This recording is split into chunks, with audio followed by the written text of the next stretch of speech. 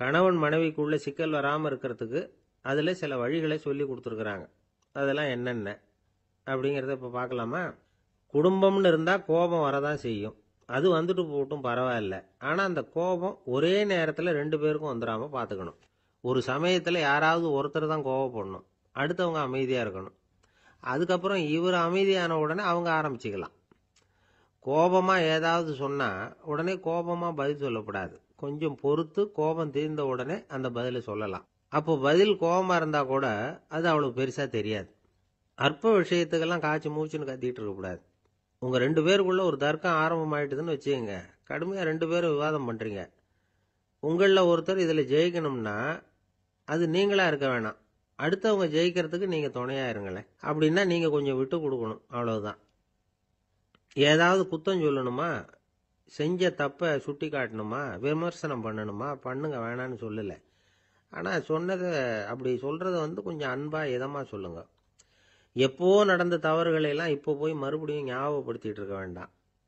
நான் அப்போவே சொன்னேன் இந்த புடவை வேணாம்னு, நீங்கள் தான் கேட்கல, இப்போ பாருங்கள் கிழிஞ்சு போச்சு இப்படின்னு கத்துனாங்க ஒரு அம்மா. எப்போ சொன்னீங்கன்னு கேட்டால் ஒரு 10 வருஷத்துக்கு முன்னாடி தீபாவளி சமயத்தில் அப்படிங்கிறாங்க. அது என்ன இன்னும் அப்படியே புதுசாகவே இருக்கும்?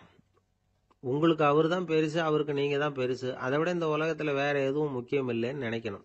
நீ தான் என்னுடைய உலகம்னு எத்தனை தடவை சொல்லியிருப்பீங்க? அதெல்லாம் வெறும் வசனமாக போயிடக்கூடாது. ஏதாவது ஒரு பிரச்சனையை பற்றி கடுமையாக விவாதம் பண்ணிக்கிட்டு இருக்கீங்க, அதை அப்படியே பாதியில் விட்டுட்டு படுக்கைக்கு போயிடக்கூடாது. சொச்சத்தை நாளைக்கு பேசிக்கலாம்னு. அப்படி போனால் தூக்கம் வராது. பிரச்சனையை ஒரு முடிவு பண்ணிக்கிட்டு அதுக்கப்புறமா தூங்க போகணும். ஒரு நாளில் ஒரு தடவையாவது உங்கள் ஜோடியை பாராட்டி நல்ல விதமாக கனிவாக ஒரு வார்த்தை சொல்லணும் அப்படின்னு தீர்மானம் பண்ணிங்க. ஏதாவது தப்பு பண்ணிவிட்டீங்கன்னா பரவாயில்ல, அதை ஒத்துக்கிறதுக்கும் மன்னிப்பு கேட்கறதுக்கும் தயாராக இருக்கணும். அது ஒன்றும் கேவலம் கிடையாது. வீட்டுக்குள்ளே தானே கேட்க போகிறீங்க, வெளியில் யாருக்கு தெரிய போதும்? எப்படியோ உங்களுக்குள்ள ஒரு சமரசம் ஆனால் சரிதான். ஒரு தகராறுன்னு எடுத்துக்கிட்டா குறைஞ்சபட்சம் அதுக்கு 2 பேர் தேவை. தனியாகவே உட்காந்துக்கிட்டு நான் இப்போ தகராறு பண்ணிகிட்டு இருக்கிறேன் அப்படின்னு யாரும் சொல்ல முடியாது. 2 பேர் தகராறு பண்ணுறாங்கன்னா பொதுவாக அந்த 2 பேரில் யார் அதிகமாக பேசுகிறாங்களோ அவங்க பேரில் தான் தப்பு இருக்கும். அதை மனசில் வச்சுக்கணும். இதெல்லாம் தான் அந்த புத்தகத்தில் போட்டிருக்கிற வழிமுறைகள்.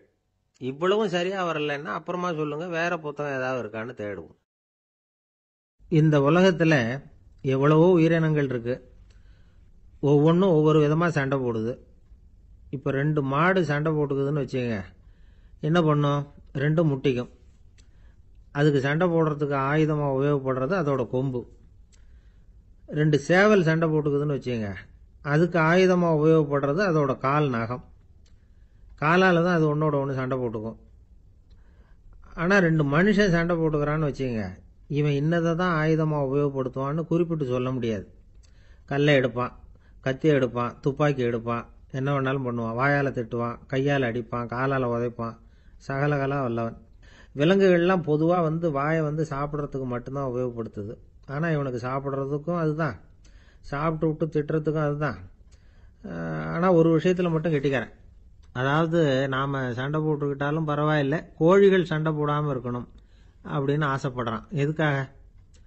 கோழிகள் சண்டை போடாமல் இருந்தால் நிறைய முட்டைகள் போடுமா, அதுக்காக தான் இந்த அக்கறை. கோழி பண்ணை வச்சிருக்கிறவங்களுக்கு இது ஒரு பெரிய பிரச்சனை. அதாவது பண்ணையில் இருக்கிற கோழிகளுக்குள்ளே அடிக்கடி சண்டை வந்துடும். அதனால் முட்டை உற்பத்தி குறைஞ்சிரும். சரி, இதுக்கு என்ன பண்ணுறது? பண்ணையில் போய் உட்காந்துக்கிட்டு தினமும் பஞ்சாயத்து பேசிகிட்டு இருக்க முடியுமா? அமெரிக்காவில் கோழி பண்ணை வச்சிருக்கிற ஒருத்தர் இதை பற்றி யோசனை பண்ணி பார்த்தாராம். ஒரு வழியையும் கண்டுபிடிச்சிருக்கார். கோழிக்கெல்லாம் மூக்கு கண்ணாடி மாட்டி விட்டுட்டோம்னா அது சண்டை போடுற குணம் குறைஞ்சிரும், முட்டை அதிகமாகிடும். அந்த கண்ணாடியில் உள்ள லென்ஸ் சிவப்பு நிறத்தில் இருக்கணும், அவ்வளவுதான் அப்படின்னு அவர் கண்டுபிடிச்சாராம். இது ஏற்கனவே நடைமுறையில் கண்டுபிடிக்கப்பட்ட ஒரு விஷயம். ஆனால் எல்லா கோழிக்கும் சிவப்பு மூக்கு கண்ணாடி எப்படி மாட்டி விடுறது? அப்படியே மாட்டி விட்டாலும் அது நழுவாமல் இருக்கணுமே. இப்போ நாமெல்லாம் நடு விரலால் மூக்கு கண்ணாடி நடுவில் தொட்டு அப்படி ஸ்டைலாக சரி பண்ணிக்கிறோம். அது மாதிரி கோழி எப்படி சரி பண்ணிக்கும்? இதுதான் பிரச்சனை. இதுக்கு அவர் என்ன வழி கண்டுபிடிச்சாருன்னா, கோழிக்கெல்லாம் மூக்கு கண்ணாடிக்கு பதிலாக விழியொட்டு வில்லைகள், கான்டாக்ட் லென்ஸ், அதை பொருத்தி விட்டா என்ன அப்படின்னு யோசனை பண்ணார். அதே மாதிரி பண்ணார். அதே மாதிரி செஞ்சு பார்த்தார், வெற்றி. அதுக்கப்புறம் கோழியெல்லாம் சண்டை போட்டுக்கலையாம், சமாதான பிரியர்கள் ஆகிட்டு தான். கோழிகளுக்கு இயல்பாகவே சண்டை போடுற குணம் உண்டு. ஆனால் அதோட கண்ணுக்கு பார்க்குற பொருள்லாம் ரோஜா நிறத்துலையோ அல்லது இன்னும் சொல்ல போனால் அழுத்தமான சிவப்பு நிறத்துலையோ தெரிஞ்சதுன்னா சண்டை போடுற குணம் குறைஞ்சிருதான். அந்த சமயத்தில் அது அதிகமாகவும் முட்டையிட ஆரம்பிச்சுடுதான். அதே நேரத்தில் இறை எடுக்கிறத கூட குறைச்சிக்குதான். இது ஏன் இப்படி பண்ணுதுங்கிறது விஞ்ஞானிகளுக்கு இன்னமும் புரியலையா. எப்படியோ அமெரிக்க கோழிகள்லாம் கான்டாக்ட் லென்ஸ் பொருத்திக்க ஆரம்பிச்சாச்சு. கோழி கழுத்தை பிடிச்சிக்கிட்டு ஒரு சில வினாடிகளில் அதை பொருத்தி போடுறாங்களாம். கோழியோட ஆயுள் பூரா அது அப்படியே இருக்குமா. பண்ணையில் முட்டை உற்பத்தி குறைஞ்சா இது மாதிரி விஞ்ஞானபூர்வமாக பரிகாரம் தேடுறது தான் நல்லது. நமக்கு வேண்டியப்பட்ட ஒருத்தர் அவர் ஒரு கோழி பண்ணை வச்சிருந்தார். அந்த பண்ணையில் பாதி கோழி திடீர்னு செத்து போச்சு. உடனே ஒரு கால்நடை மருத்துவர்கிட்ட போக வேண்டியது தானே. அங்கே போகல.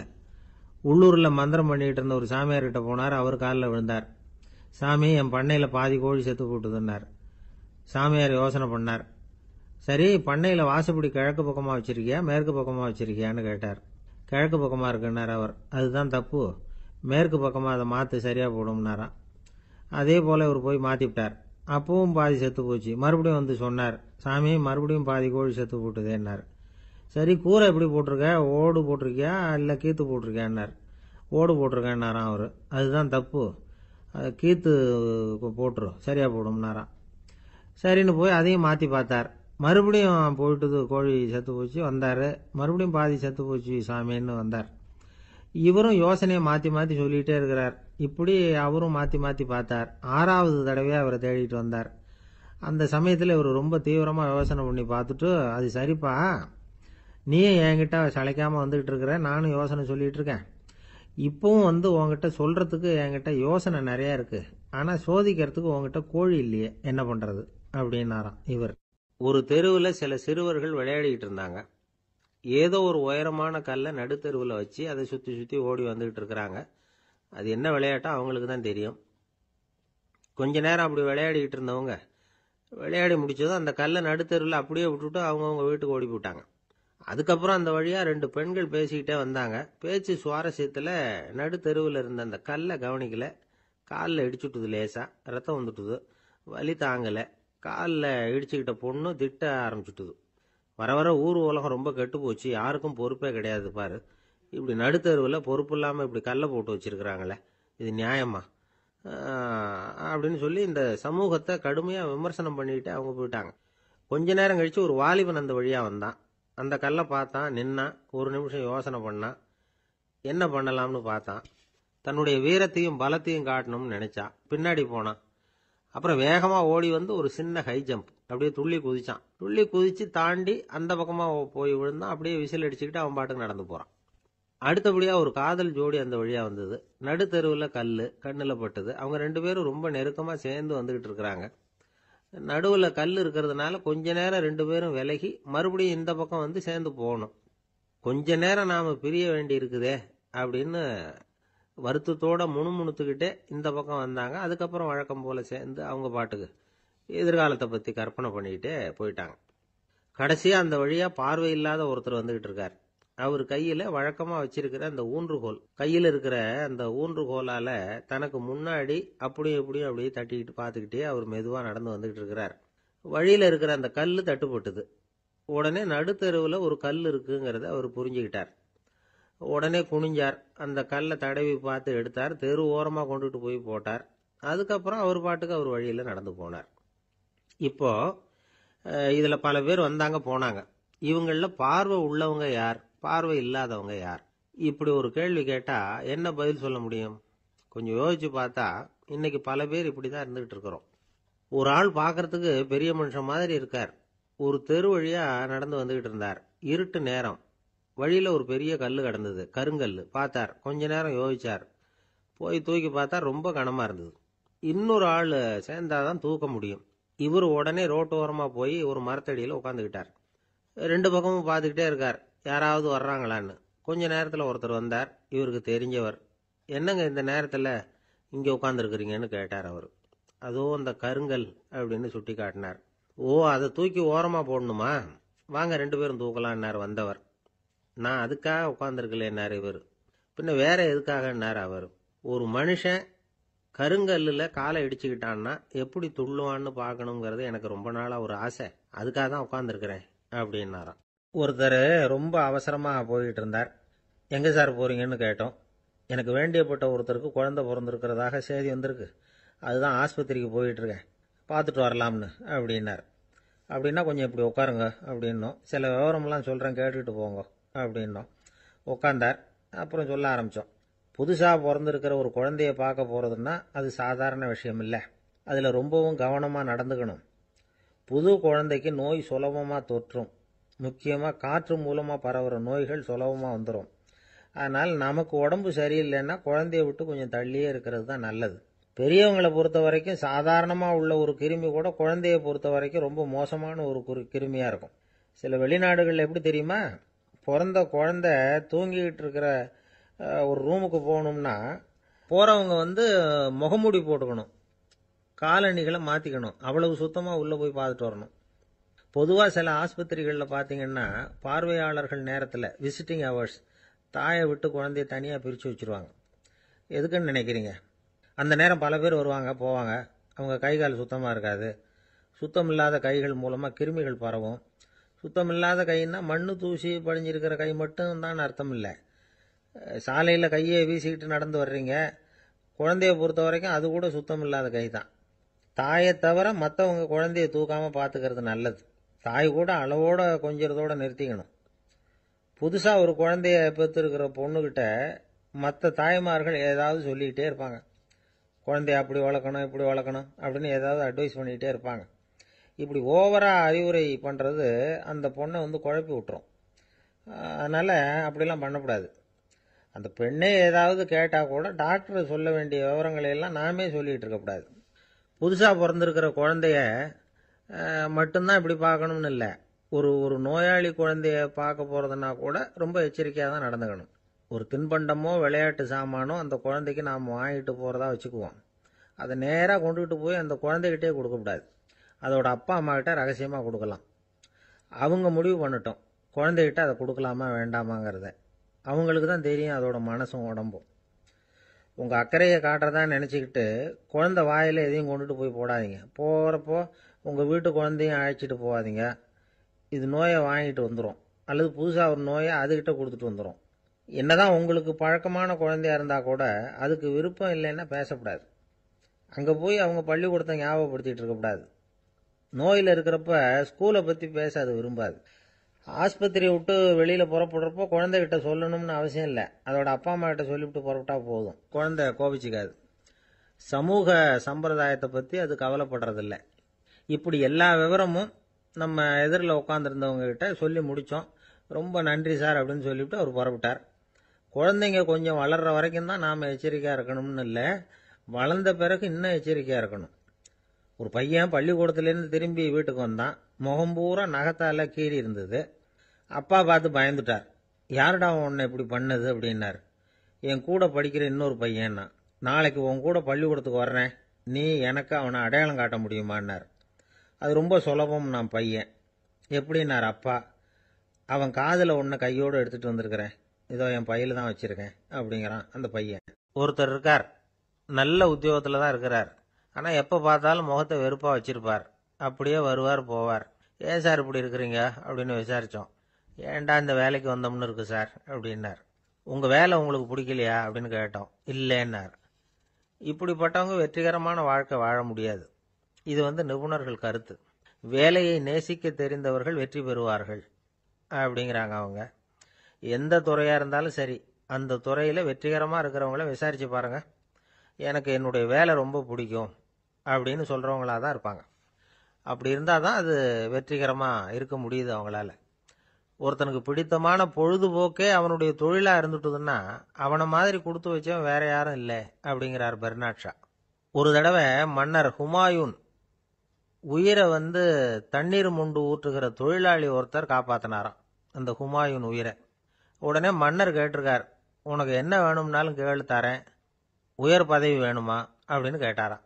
மன்னா, மக்களின் தாகம் தீர்க்கக்கூடிய இந்த பணியை விட உயர்ந்தது உண்டா அப்படின்னாராம் அந்த தொழிலாளி. அவரால் அவருடைய வேலையை நேசிக்க முடிஞ்சுது, அதனால் மகிழ்ச்சியாக இருக்க முடிஞ்சுது. நாமெல்லாம் அப்படி இல்லை.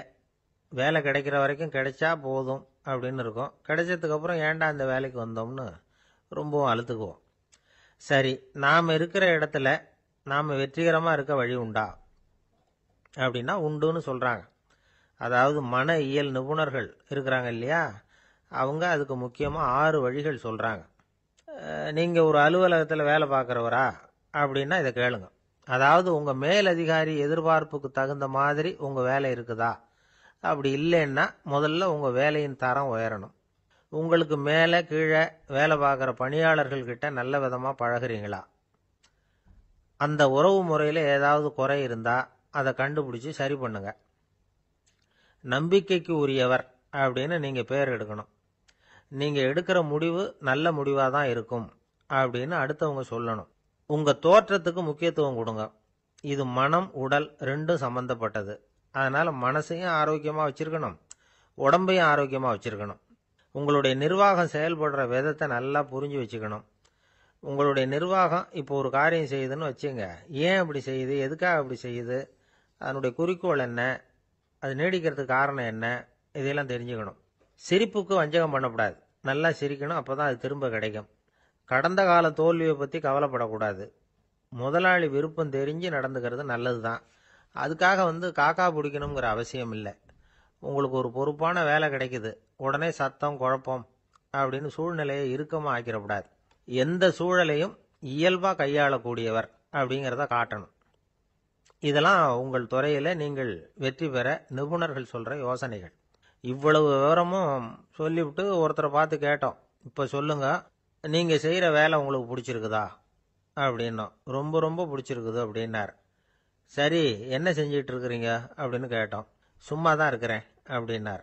அமெரிக்க ஜனாதிபதி ஆப்ரஹாம் லிங்கன் ஒரு நாள் தன்னோட கோச்சு வண்டியில் தலைநகரான வாஷிங்டனுக்கு போயிட்டு இருக்கிறார். கோச்சு வண்டி ஒரு சாலையில் போயிட்டு இருக்கு. அந்த சாலைக்கு ஒரு பக்கத்தில் பயங்கரமான சதுப்பு நிலம். சதுப்பு நிலம்னா அது புதைகுழி, புதை மணல்ங்கிறோம்ல, அது மாதிரி. அந்த சதுப்பு நிலத்தில் யாராவது மாட்டிக்கிட்டா அவ்வளவுதான், ஆளை கொஞ்சம் கொஞ்சமாக உள்ள அமுக்கிவிடும். தப்பிச்சு கரையேறது கஷ்டம். அப்படிப்பட்ட நிலம் அது. ஆப்ரஹாம் லிங்கன் ஏதோ ஒரு முக்கியமான அரசாங்க வேலையாக போயிட்டு திரும்பி வந்துக்கிட்டு இருக்கிறார். அதனால் அந்த சமயத்தில் அவர் விலை உசந்த ஆடைகளை அணிஞ்சிருக்கிறார். அப்படி அவர் அந்த கோச்சு வண்டியில் வந்துக்கிட்டு இருக்கிறாரு. அந்த சமயத்தில் ஒரு காட்சி அவர் கண்ணில் பட்டுட்டுது. என்ன தெரியுமா? ரோட்டுக்கு பக்கத்தில் இருந்த சதுப்பு நிலத்தில் ஒரு இளம் பன்றிக்குட்டி சிக்கிக்கிட்டு தவிச்சிக்கிட்டு இருக்குது. பரிதாபமாக கத்திக்கிட்டு இருக்குது. அதை பார்த்தார் லிங்கன். அவருக்கு என்ன மாதிரி ஆயிட்டுது. உடனே வண்டியை நிறுத்த சொன்னார். கீழே இறங்கினார். தன்னோட விலை உசந்த ஆடைகளை பற்றி லட்சியம் பண்ணவே இல்லை. தனக்கே ஆபத்து வரலாம்ங்கிறத பற்றியும் கவலைப்படலை. தான் ஒரு குடியரசுத் தலைவருங்கிறத பற்றியும் அவர் நினச்சி பார்க்கல. நேராக அந்த சதுப்பு நிலம் பக்கமாக போனார். அந்த சேத்துல இறங்கி பன்றிக்குட்டியை காப்பாற்றி கரைக்கு கொண்டுட்டு வந்து சேர்த்துட்டார். அதுக்கப்புறம் நிம்மதியாக கோச்சு வண்டியில் ஏறி வெள்ள மாளிகைக்கு வந்து சேர்ந்தார். ட்ரெஸ்ஸு உடம்பு பூரா சேறு சகதி. பார்க்குறவங்களுக்கெல்லாம் ஆச்சரியமாக போச்சு. அவங்களுக்கு ஒன்றும் புரியல. இவர் நேராக ட்ரெஸ்ஸு மாற்றிக்கிறதுக்காக போனார். கோச்சு வண்டி ஓட்டிகிட்டு வந்தவங்கிட்ட போய் எல்லாரும் கேட்டாங்க, என்ன ஆச்சு அப்படின்னு. அவர் வர்ற வழியில் நடந்த விவரத்தை சொன்னார். ஆப்ரஹாம் லிங்கனுடைய இந்த இறக்க குணத்தை எல்லாரும் பாராட்டினாங்களாம், புகழ்ந்தாங்களாம். ஆனால் இதுக்கு லிங்கன் என்ன பதில் சொன்னார் தெரியுமா? தயவு பண்ணி இந்த புகழ்ச்சியான பேச்சையெல்லாம் ஒதுக்குங்க, அதெல்லாம் வேணாம். அந்த சின்ன பிராணி சகதியில் மாட்டிக்கிட்டு துடிச்சிக்கிட்டு இருந்தது, அதை பார்த்தேன். உடனே என்னுடைய இதயத்தில் ஒரு முள்ளு தைச்சது மாதிரி ஒரு உணர்வு. அந்த முள்ளை பிடுங்கி எறிஞ்சேன், அவ்வளவுதான். உண்மையில் அந்த பிராணிக்கு நான் உதவினேங்கிறத விட எனக்கு ஏற்பட்ட இன்னலை போக்கிட்டேன் அப்படிங்கிறது தான் உண்மை. அதுதான் பொருத்தம். அப்படி இருக்கிறப்போ இதில் புகழறதுக்கு என்ன இருக்குது அப்படின்னாராம் ஆப்ரஹாம் லிங்கன். எவ்வளவு யதார்த்தமான வார்த்தைகள் பாருங்க. இந்த காலத்தில் நம்மளையும் பல பேர் அப்படி உண்டு. நீச்சல் தெரியாத ஒரு ஆள் தண்ணியில் இறங்கிட்டான். தண்ணி ஆழம்ங்கிறது அப்புறமா தான் தெரிஞ்சுது. தத்தளிக்க ஆரம்பிச்சுட்டான். வாழ்னு கத்துறான்.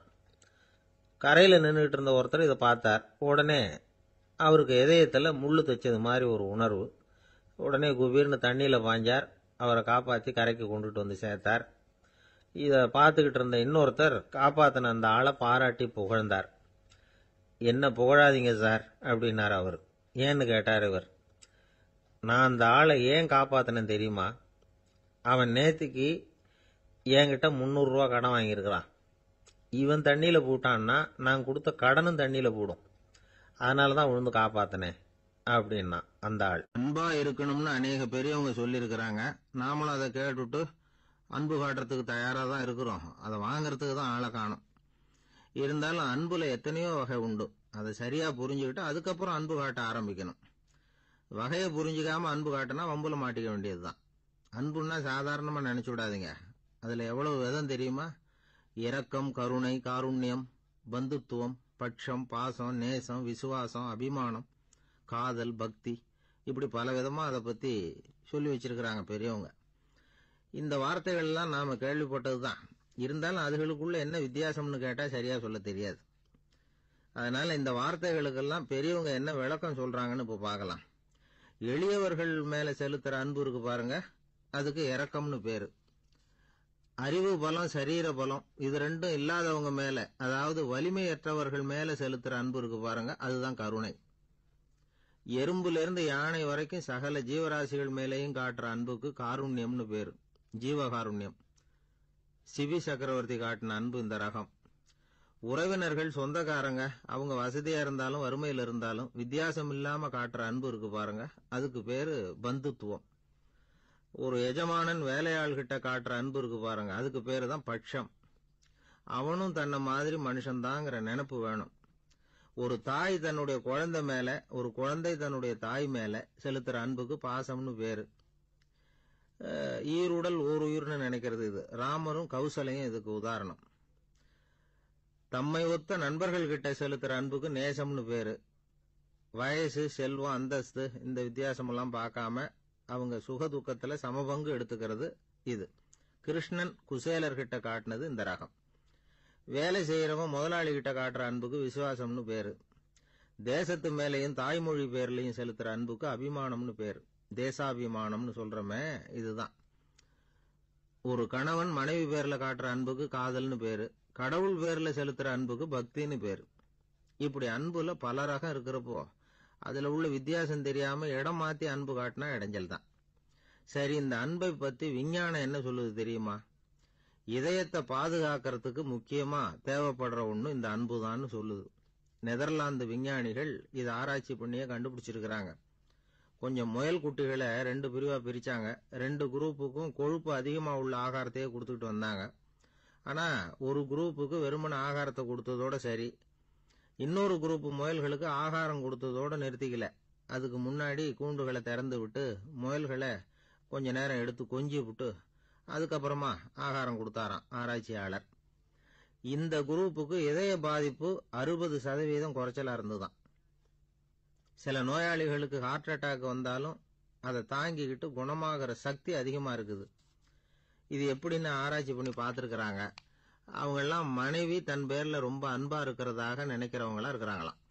இதய நோயாளிகள் பல பேரை சந்திச்சு இதய நோய் ஏற்பட என்ன காரணம்னு கேட்டிருக்கிறாங்க. அவங்க சொன்ன காரணம்லாம் சாப்பாடு சம்பந்தமா இல்லையா, மனைவி அன்பா இல்ல, இப்படிப்பட்ட காரணத்தை தான் சொல்றாங்களாம். அதனால இதயத்தை பாதுகாக்கணும்னு நினைக்கிறவங்க அடுத்தவங்க அன்பா இருக்கிறது மாதிரி பாத்துக்குங்க, அதுதான் முக்கியம். ஒருத்தர் முகம் பூரா பிளாஸ்டரி போட்டுக்கிட்டு வந்தார். ரொம்ப கோபமா, என்னங்க ஆச்சுன்னு விசாரிச்சேன். எல்லாம் உங்களால தான் சார்னார். விவரமா சொல்லுங்களேன். என்ன, உங்க தகவலை கேட்டுட்டு ஒரு பூனைக்குட்டியை கையில எடுத்தேன், அன்பா அதை தடவி கொடுக்கறதுக்காக. ஆனா அது முந்திக்கிட்டது, அது என் முகத்தை தடவி கொடுத்துட்டுது, முகம் பூரா நகை கீறல், அதுதான் இப்படி அப்படின்னார். அன்புல அறிவு சேராததுனால வந்த அள்ள அள்ள குறையாதது அக்ஷய பாத்திரம், அது நமக்கு தெரியும், கேள்விப்பட்டிருக்கிறோம். ஆனா போட போட நிரம்பாத ஒரு பாத்திரம் உண்டு. அது என்ன தெரியுமா? நம்மள பல பேர்கிட்ட அந்த பாத்திரம் உண்டு. அதுதான் பேராசை அப்படிங்கிற பாத்திரம். அதை நிறைவு செய்யவே முடியாது. பேராசையை பத்தி சுஃபி இலக்கியத்துல ஒரு பிரபலமான கதை உண்டாம். அதை ஒரு பெரியவர் எடுத்து சொல்லியிருக்கிறார். ஒரு மன்னர் நகர்வலம் போயிட்டு இருக்கார். ஒரு பிச்சைக்காரன் மன்னர் எதிரில் வரான். பிச்சை போடுங்கிறான். என்னுடைய அமைதியை கெடுக்காதே போங்கிறார் மன்னர். அவன் சிரிக்கிறான். அரசே, உங்களுடைய அமைதி கெடக்கூடிய நிலையில் இருந்தா அதுக்கு பேர் அமைதியே கிடையாது அப்படின்னு நானா. எதிரில் நிக்கிறது வெறும் பிச்சைக்காரன் இல்லை, யோகி அப்படிங்கிறத மன்னர் புரிஞ்சுக்கிட்டார். துறவியே, உங்களுக்கு என்ன வேணும்னாலும் கேளுங்க, கொடுக்குறேன்னாராம்.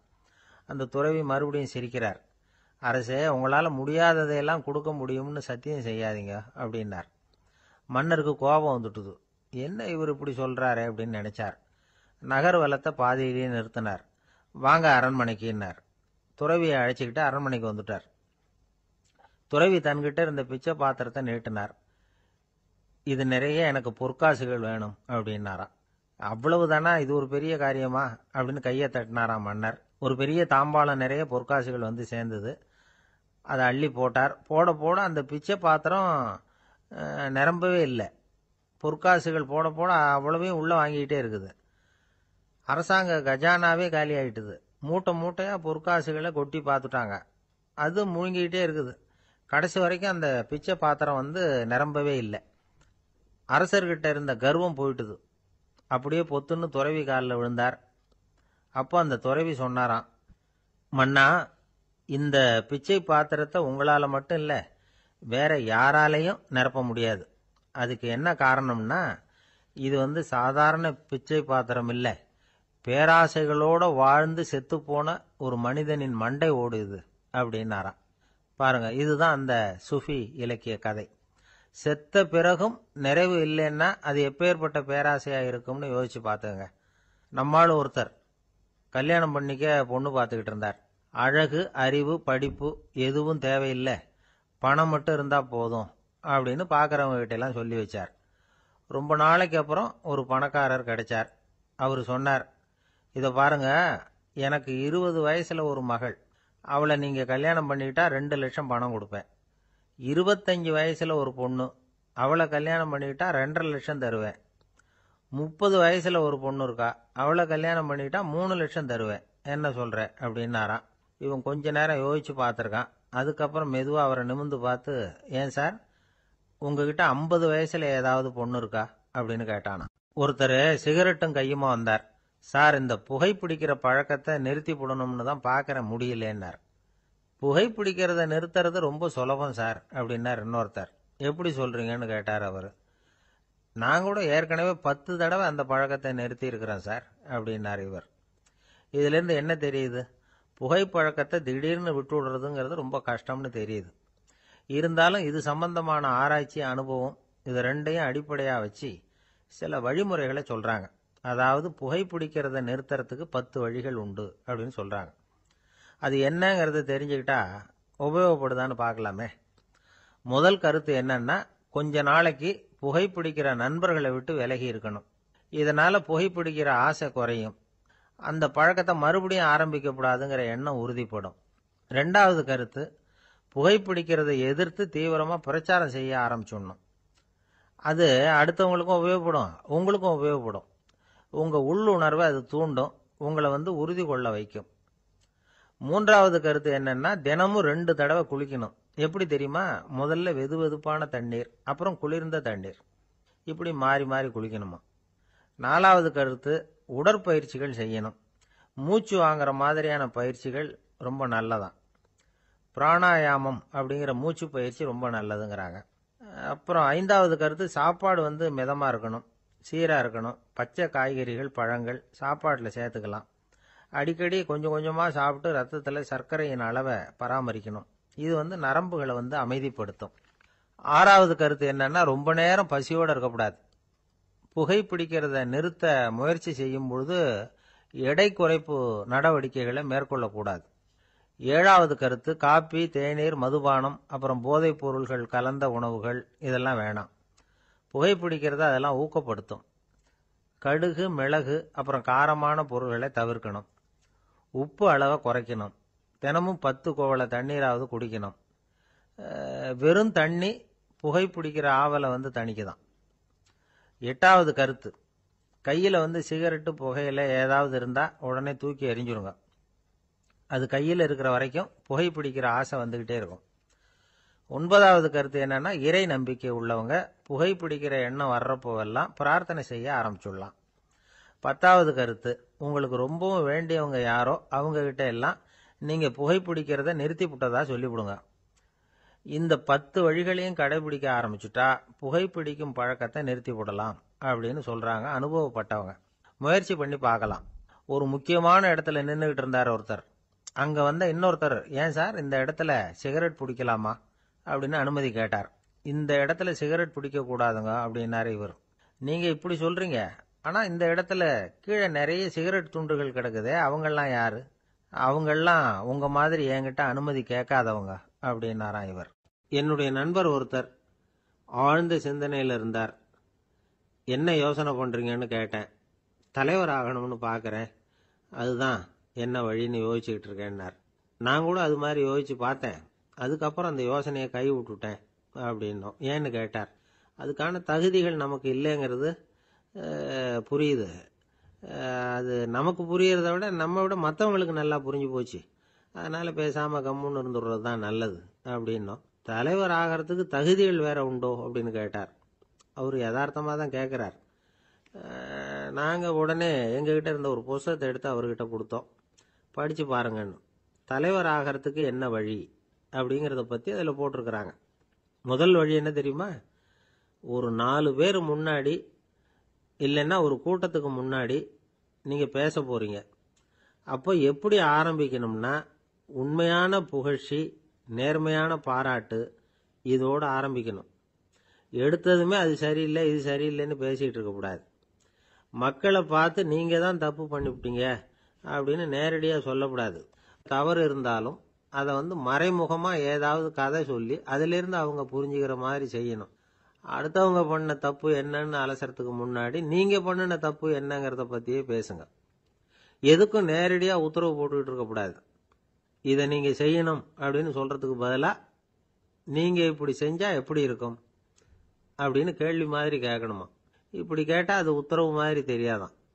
அடுத்தவங்க மரியாதையை காப்பாற்றுறது மாதிரி பேசணுமா. உங்கள் பேச்சு இன்னொருத்தரை அவமானப்படுத்துறது மாதிரி இருக்கக்கூடாதான். ஏண்டா இவங்கிட்ட போய் மாட்டிக்கிட்டோம்னு யாரும் நினச்சிடக்கூடாது. ஒவ்வொரு சின்ன வளர்ச்சியையும் பாராட்டணும்.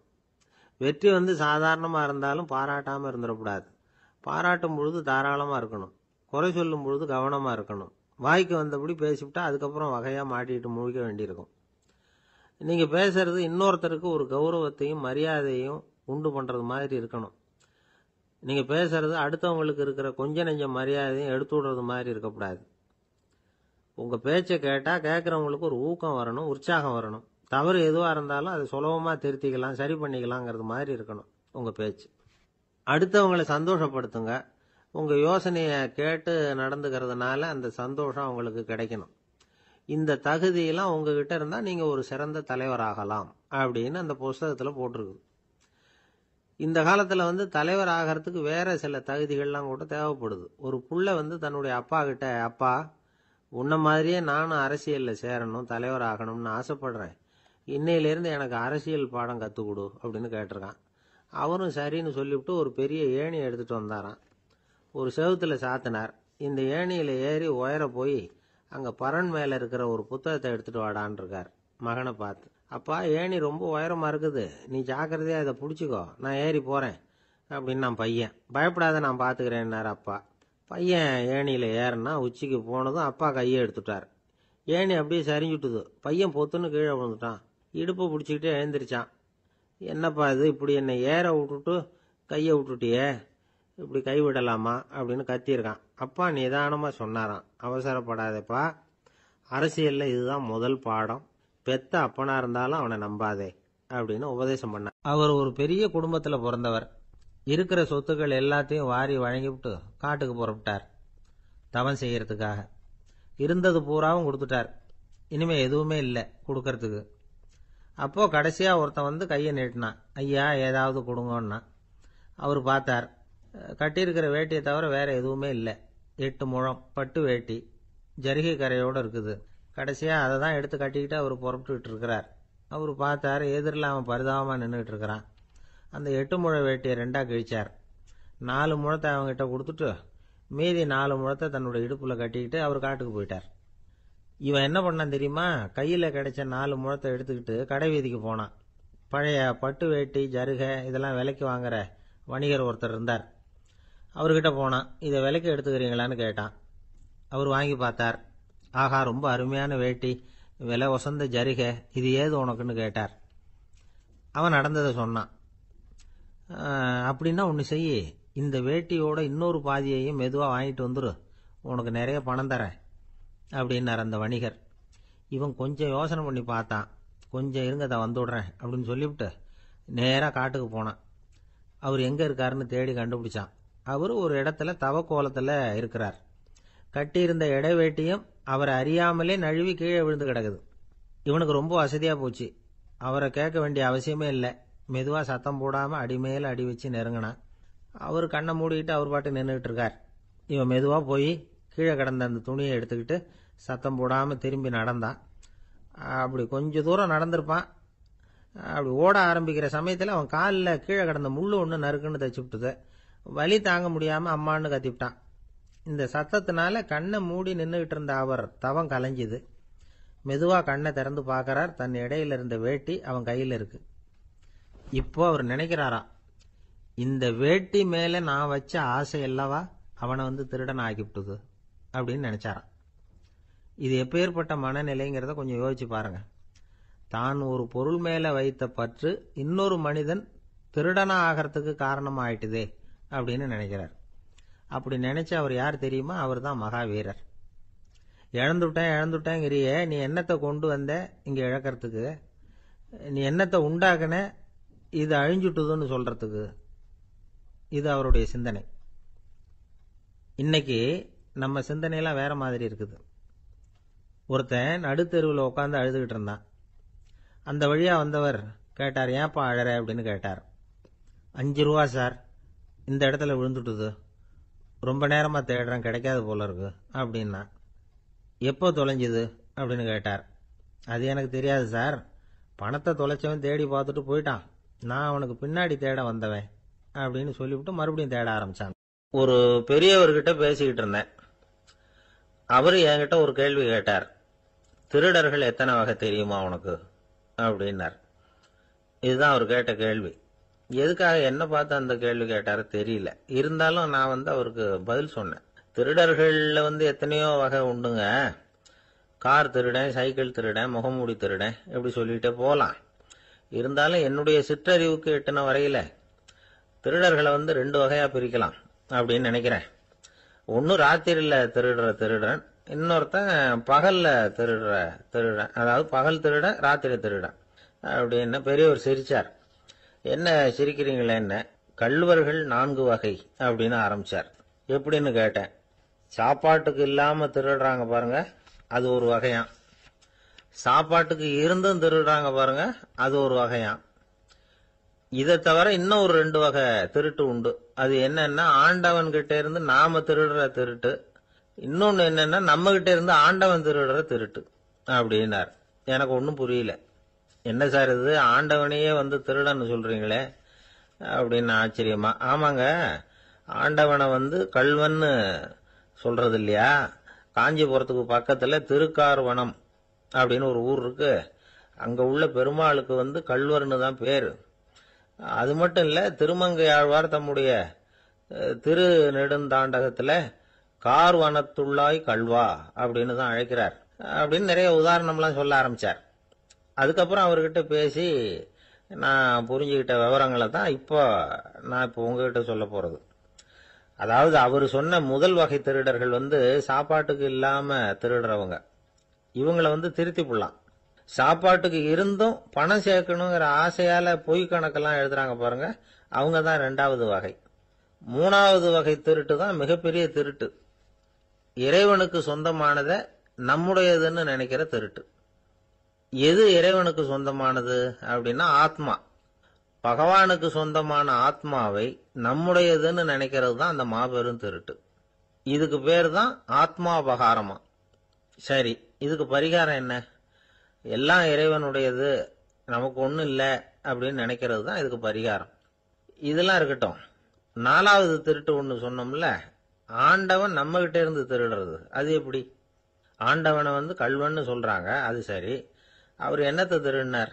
இப்போ இன்னொருத்தருக்கு சொந்தமான ஒன்றை எடுத்து வச்சுக்கிறது தான் கள்ளத்தனம்.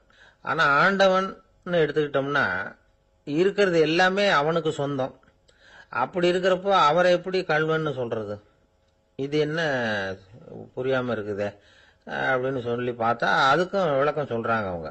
அதாவது ஆண்டவனுக்கு உருவமே கிடையாது, அரூபமா இருக்கிறவன், அதாவது உருவம் இல்லாம இருக்கிறவன். அப்படி உள்ள பகவான் நம்மள மாதிரி உருவத்துல இருக்கிறான். நம்மள மாதிரியே கையை காலு மூக்கெல்லாம் இருக்குது ஆண்டவனுக்கு.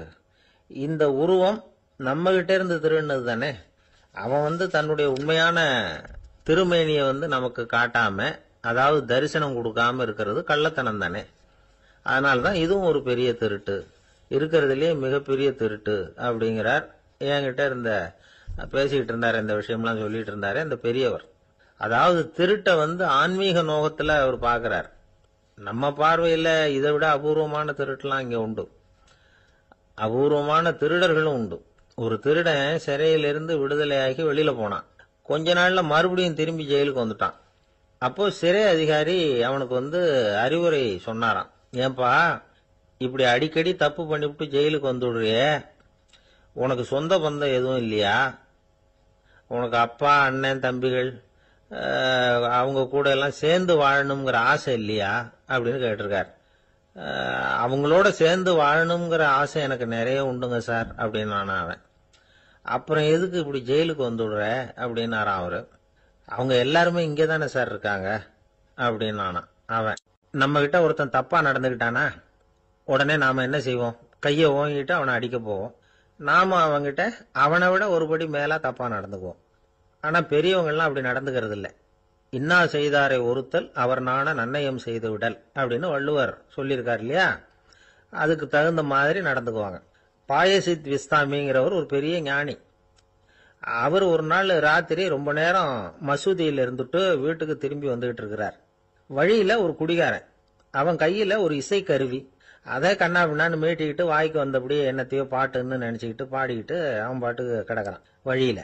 அதோட இருந்தாலும் பரவாயில்ல, அந்த பக்கமா வழியில போறவங்க வர்றவங்களை எல்லாம் பார்த்து கண்ணா பின்னான்னு திட்டிக்கிட்டு இருக்கிறான், ரொம்ப வளர்க்குறான். பாயசித் பிஸ்தாமிங்கிற அந்த பெரியவர் அந்த வழியா போறார். அவனை பார்க்கிறார். அவனுடைய நிலைமைய பார்த்துட்டு பரிதாபப்படுறார். ஏன்பா இது மாதிரி எல்லாம் நடந்துக்கிற, இப்படி நடக்கலாமா அப்படின்னு ஏதோ கொஞ்சம் புத்திமதி சொல்றதுக்கு ஆரம்பிச்சார். அவனுக்கு கோபம் வந்துட்டுது. கையில வச்சிருந்த வாத்திய கருவி அதால ஓங்கி அந்த பெரியவர் தலையில ஒரு அடி கொடுத்தான். ரத்த காயம் ஏற்பட்டு போச்சு. அவன் கையில இருந்த இசை கருவியும் அடிச்ச வேகத்துல ரெண்டா உடஞ்சு போச்சு. அவ்வளவு வேகமா அடிச்சிருக்கான். இவ்வளவு தூரத்துக்கு நடந்து போச்சுல்ல, அந்த மாபெரும் ஞானி வாயை திறந்து ஒரு வார்த்தை கூட பேசல. பேசாம தலையை பிடிச்சிக்கிட்டு அவர் பாட்டுக்கு போயிட்டார். மறுநாள் அந்த பெரியவர் என்ன பண்ணார் தெரியுமா? கொஞ்சம் இனிப்பு பண்டங்கள், கொஞ்சம் பணம், இது ரெண்டையும் ஒரு ஆள் மூலமா அனுப்பி வச்சார் அந்த குடிகாரனுக்கு. அவனுக்கு ஒன்றும் புரியல. என்ன விவரம்னு விசாரிச்சான். வந்த ஆளு ஒரு கடுதாசியை நீட்டினான். அதுல விவரம் இருந்தது. ஞானி எழுதியிருக்கிறார், இதை பார்ப்பா, உங்களுடைய இசைக்கருவி உடையறதுக்கு என்னுடைய தலை காரணமா ஆயிட்டுது. அதுக்காக நான் ரொம்ப வருத்தப்படுறேன். அதுக்காக தான் பணம் அனுப்பி வச்சிருக்கேன். வேற புதுசா ஒரு இசைக்கருவி வாங்கிக்கோ. அப்புறம் இன்னொரு விஷயம், நேற்றுக்கு ராத்திரி என்கிட்ட ஏகப்பட்ட கசப்பான வார்த்தைகளை பேசினேன். இதோட அனுப்பியிருக்கிற இனிப்பு பண்டங்களை சாப்பிட்டு உன்னுடைய நாவல உள்ள கசப்பை மாத்திக்கோ அப்படின்னு அதுல எழுதப்பட்டிருந்தது. இந்த சமயத்துல அவன் குடி மயக்கத்துல இல்ல, கிழிஞ்சு போயிருந்த நேரம் இது. அதனால அதை படிச்ச உடனே அவனுக்கு ரொம்ப வெக்கமா போச்சு. தலை குனிஞ்சான், யோசனை பண்ணான். கொஞ்ச நேரத்துல தன்னுடைய நண்பர்கள் சில பேரையும் கூப்பிட்டுக்கிட்டு நேரா அந்த ஞானி இருக்கிற இடத்துக்கு ஓடினான். அவர் காலில் விழுந்தான். அவர்கிட்ட மன்னிப்பு கேட்டுக்கிட்டான். பெரியவங்களே தெரியாம நான் இந்த பாவ செயலை பண்ணிவிட்டேன், என்னை மன்னிச்சுங்க. உங்களுடைய பொறுமையும் போதனையும் என்னுடைய கண்ணை திறந்துட்டுது. இனிமே நானும் என்னுடைய நண்பர்களும் நல்ல வழியில திருந்தி வாழ போறோம் அப்படின்னா. ஞானி செய்த நன்னயம் குடிகாரனை எப்படி திருத்திருக்கு பாத்தீங்களா? இந்த கதையை கேட்டுட்டு ஒருத்தர் சொன்னார், என் வாழ்க்கையில கூட அப்படி ஒரு சம்பவம் நடந்தது சார். நானும் ஒரு நாள் ராத்திரி ஓவரா குடிச்சுட்டு ஒரு கிட்டாரை வாசிச்சுக்கிட்டு கண்ணாபின்னான்னு உளறிக்கிட்டு திட்டிக்கிட்டு இருந்தேன். அந்த சமயம் அந்த வழியா ஒருத்தர் வந்தார். ஓங்கி தலையில ஒரே ஒரு அடி, ரத்தம் வந்துட்டுது. அதுக்கப்புறம் என் மனசு தெரிஞ்சுட்டுது சார் அப்படின்னார். அப்படியா என்ன ஆச்சரியமா? ஆமா சார், அடி விழுந்தது அவர் தலையில இல்ல, என் தலையில. வந்தவர் என்ன அப்படி அடிச்சுட்டார். மயக்கம் தெளிஞ்சதுக்கு அப்புறம் தான் எனக்கு விவரம் புரிஞ்சது. அவர் ஒரு போலீஸ்காரரு அப்படின்னார் ரொம்ப சோகமா. மூன்றாம் பாடல் வைணவர்கள் வாழ்த்தாகச் சொல்லுகின்ற வளமான பாடல். ஓங்கி உலகளந்த உத்தமன் பேர் பாடி நாங்கள் நம் பாவைக்கு சாற்றி நீராடினால் தீங்கின்றி நாடெல்லாம் திங்கள் மும்மாறி பெய்து ஓங்கு பெருஞ்சன்னல் ஊடு கயல் உகள பூங்குவளைப் போதில் பொறிவண்டு கண்படுப்ப தேங்காதே புக்கிருந்து சீர்த்த முலை பற்றி வாங்க குடம் நிறைக்கும் வள்ளல் பெரும் பசுக்கள் நீங்காத செல்வம் நிறைந்தேலோர் எம்பாவாய். மாவலி இடத்தில் வாமனனாய் 3 அடி மண் கேட்டு போன திருவிக்கிரமனாக உயர்ந்த அந்த அவதாரத்தை முதலில் பேசுகிறார்கள். அவனை உத்தமன் என்று சொல்லுகிறாள். அவரது திருநாமங்களை பாடி பரவி இந்த பாவை நோன்பு நோற்று நீராடினால் நாடெல்லாம் மாதம் 3 மழை பெய்யும், நெற்பயிர்கள் ஓங்கி வளரும். விளைந்த அந்த செந்நற் பயிர்களின் ஊடே கிடக்கும் நீரில் கயல் மீன்கள் துள்ளி விளையாடும். பூத்துள்ள குவளை மலர்களிலே அழகிய வண்டுகள் உறங்கி மகிழும். நீர்வளத்தால் நிலவளம், அதாவது வள்ளல் தன்மையுடைய பெரும் பசும் கூட்டங்கள் எங்கும் நிறைந்திருக்கும். மடிகனத்த காரணத்தால் தொட்ட மாத்திரத்தில் குடம் குடமாக அந்த பசுக்கள் கொடுக்கின்ற வள்ளல் பெரும் பசுக்கள். இத்தகைய செல்வச் செழிப்பு என்றும் நீங்காது நிலைத்திருக்கும் என்று வாழ்த்துகிறாள் இந்த 3வது பாடலிலே. ஓங்கி உலகளந்த உத்தமன், குள்ளமாக வந்தவன், ஆனால் ஓங்கி உலகத்தை அளந்த திருவிக்கிரமனாக மேலே உயர்ந்தவன். இதில் நாம் சிந்திக்க வேண்டிய பகுதி ஒன்று இருக்கிறது. இந்த உலகத்தில் வாழ்கிற மனிதர்கள் 3 வகை: அதமன், மத்தியமன், உத்தமன். தன்னலம் மட்டுமே கொண்டு வாழுகிற மிக கீழானவர்கள் அதமன். தானுண்டு தன் குடும்பம் உண்டு என்கிற ஒரு எளிய வட்டத்துக்குள் வாழ்கிறவன் மத்தியமன். பிறருக்காக வாழ்பவன், அவசியமென்றால் பிறருக்காக தாழ்பவன் எவனோ அவனே உத்தமன்.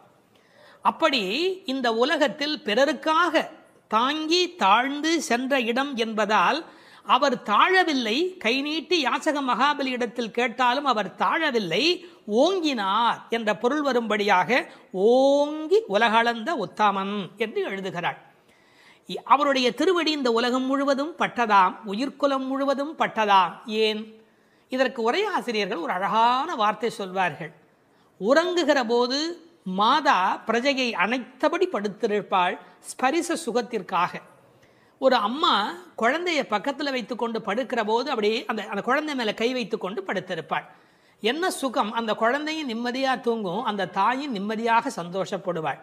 அப்படி தாய் குழந்தையை அணைப்பது போல இந்த உயிர்களை அணைப்பதற்காக பெருமான் தன் திருவடியை இந்த பூமியிலே வைத்தானாம். ஓங்கி உலகளந்த உத்தமன் என்கிறாள். நாமத்தின் பெருமையினை பேறு பாடி என்கிறாள். அதை பின்னொரு இடத்திலே நாம் விளக்கமாக பார்க்கலாம். நாங்கள் நம் பாவைக்கு சாற்றி நீர் ஆடினால், அவனுடைய புகழை சொல்லி நாங்கள் பாடிக்கொண்டு நீராடினால் என்ன நடக்கிறது? ஒரு விஷயம், கடவுளை அடைவதற்கு யாகம் செய்ய வேண்டும், தவம் செய்ய வேண்டும், மந்திரம் செய்ய வேண்டும் என்று 100கணக்கான நிபந்தனைகளை எல்லாம் உலகத்தில் சொல்கிறார்கள். எங்கள் ஆண்டாள் அன்னையோ மிக எளிமையான வழி சொல்லுகிறாள். பேசாமல் நீங்கள் அவனுடைய பெயரை சொல்லிக்கொண்டு குளியுங்கள். நாங்கள் நம் பாவைக்கு சாற்றி நீராடினால், குளிப்பதை போன்று எளிமையானது கடவுளை அடைவது என்கிற ஒரு அற்புதமான பொருளை சொல்கிறாள். சடங்குகளுக்குள் சிக்கிக்கொண்டு சங்கடப்படாதீர்கள்.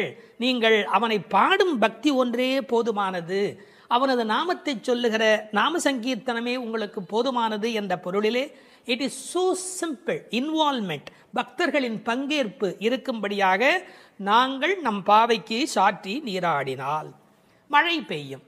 எப்படி பெய்யும்? தீங்கின்றி நாடெல்லாம் திங்கள் மும்மாறி. இப்போதெல்லாம் வானிலை அறிக்கை சொல்லுகிறவர்கள் இந்த மாவட்டத்தில் பெய்யும், அந்த மாவட்டத்தில் கனமழை பெய்யும், இந்த மாவட்டத்தில் தூறல் போடும், இந்த மாவட்டத்தில் பெய்யாமலேயே போகும் என்று விட்டு விட்டு விட்டு விட்டு மழை பெய்வதை பற்றி பிட்டு பிட்டு பிட்டு பிட்டு வைத்துக் கொண்டிருப்பார்கள். ஆனால் எங்கள் ஆண்டாள் அப்படி அல்ல. தீங்கின்றி நாடெல்லாம் திங்கள் மும்மாறி பெய்யும். ஒரு இடத்துல கூட பஞ்சம் இருக்கக்கூடாது. எல்லா பக்கமும் மழை கொட்டு கொட்டு கொட்டு என்று கொட்டி, ஆனால் தீங்கு இருக்கக்கூடாது. வரக்கேடும் வெள்ளக்கேடுமாய் என்பார்கள். பெய்மழை வேண்டும், பேய்மழை வேண்டாம். அளவாக பெய்ய வேண்டும், வாழ வைக்கக்கூடிய அளவிலே பெய்ய வேண்டும். மாதம் மும்மாறி, திங்கள் மும்மாறி பெய்து என்கிறார். 9 நாள் வெயிலும் 1 நாள் மழையுமாய் என்று உரை எழுதுவார்கள். மண்ணினுடைய வயிறு உள்வாங்கக்கூடிய வகையில வெயில் காய வேண்டும், பிறகு ஒரு மழை பெய்ய வேண்டும், வெயில் காய வேண்டும், பிறகு ஒரு மழை பெய்ய வேண்டும். அப்படி பெய்யக்கூடிய மழைதான் தீங்கின்றி உலகத்தை வாழ வைக்கும். மும்மாறி என்றார்களே, யாருக்காக மும்மாழி? வேதம் போதிய வேதியர்க்கு ஒரு மழை, நீதி மன்னர் நெறியினர்க்கு ஒரு மழை, மாதர் கற்புடை மங்கையர்க்கு ஒரு மழை என்று 3 மழை பெய்யும். மழை என்றால் சாதாரணமானதா? மழைதான் மண்ணின் தாய்ப்பால். அடுத்தது, அந்த மழையின் காரணமாக நெல் விளைகிறது. ஓங்கு பெருஞ்சன்னல், ஒவ்வொரு நெல்லும் கதிரும் ஒரு ஆள் உயரத்துக்கு மேலே போயிருக்கிறது. பழைய காலத்து விவசாயம் தெரிந்தவர்களுக்கு தெரியும், மிக உயரமாக பயிர் இருக்கும். இது என்ன செய்தார்கள், அதையெல்லாம் குட்டை பயிர்களாக மாற்றிக்கொண்டே வந்தார்கள். பயிர் குட்டையாகி கதிர் கனத்து போன கலிகாலம் இந்த காலம். பயிர் குட்டையாகி கதிர் கனத்து போனது. மாட்டை பற்றி மனிதன் எங்கே கவலைப்பட்டான்? ஓங்கி என்று நன்றாக வளர்ந்திருந்தால் மாட்டுக்கு நிறைய வைக்கோல் கிடைக்கும், நிறைய பால் கொடுக்கும். மாடினுடைய சாணமும் அந்த மண்ணில் அந்த நறுமணமும் இல்லை என்றால் அந்த பூமியில் வளம் எப்படி இருக்க முடியும்? ஓங்கு பெரும் சென்னல், ஒரு ஆள் நடந்தால் மறைக்கும். அப்படி இப்போது காளை மாடுகளே இல்லை. ஊசி வழியே பசுக்களின் தாய்மை எய்தும் உயிர்ப்பில்லா உலகமாக இன்றைக்கு உலகம் சுருங்கி போய்விட்டது. எனவே மாடுகளை பற்றி கூட கவலைப்படக்கூடிய வகையிலே மாடுகள் தானே பெரும் செல்வம். ஓங்கு பெருஞ்சென்னல் என்று எழுதுகிறாள். பிறகு பூங்குவளை போதில் அங்கு வளர்ந்திருக்கிற குவளைப்பூக்கள், அதில் புள்ளிகள் உடைய வண்டு படுத்திருக்கிறது, பொறிவண்டு கண்படுப்பு, அவை தூங்கி கொண்டிருக்கின்றன. அதாவது ஒரு பூவில் போனாலேயே அவ்வளவு தேன் கிடைத்து விடுவதாலே அவை இன்னொரு பூவுக்கு வண்டு பறந்து பறந்து போகும். வண்டு மாதிரி பூ விட்டு பூ தாவுகிறான் என்பார்கள். இப்போ எப்படி அல்ல, ஒரே பூவிலேயே வேண்டிய அளவு தேன் கிடைத்து விடுவதால் மயங்கி கிடக்கின்றன. வண்டுகள் அப்படி இருக்கின்றன. மாடுகள் எப்படி இருக்கின்றன? தேங்காதே புக்கிருந்து சீர்த்த முலை பற்றி, கொஞ்சம் கூட அதில் பால் நிற்பதில்லை, அது பாட்டுக்கு கொட்டி கொண்டே இருக்கிறது. கரப்பின்றி கறக்கும். தமிழிலே கரப்பு என்று இடையினர பயன்படுத்தினால் வஞ்சனையாக வைத்துக் கொள்ளுதல். கரப்பு என்றால் வலிந்து அதிலிருந்து பாலை எடுத்தல். கரப்பின்றி கறக்கக்கூடிய பசுக்கள் இவை. ஒளித்து வைத்துக் கொள்வதே இல்லை. தேங்காது புக்கிருந்து சீர்த்த முகை பற்றி, கனத்த மடி, அப்படி தொட்டால் போதும் அந்த குடத்தை தானே நிறைத்து விடுகின்றன. வாங்க, அது பாத்திரத்தை மாற்றி இன்னொன்று வைக்கணும், அவ்வளவுதான். வாங்க குடம் நிறைக்கும் வள்ளல் பெரும் பசுக்கள். கேட்டு கொடுக்கிறவர்களை வள்ளல் என்று சொல்ல மாட்டார்கள். இளன் என்று எவ்வம் உரையாமை ஈதல், கேட்பதற்கு முன்னாலேயே கொடுப்பதுதான் வள்ளல் தன்மையினுடைய அடையாளம்.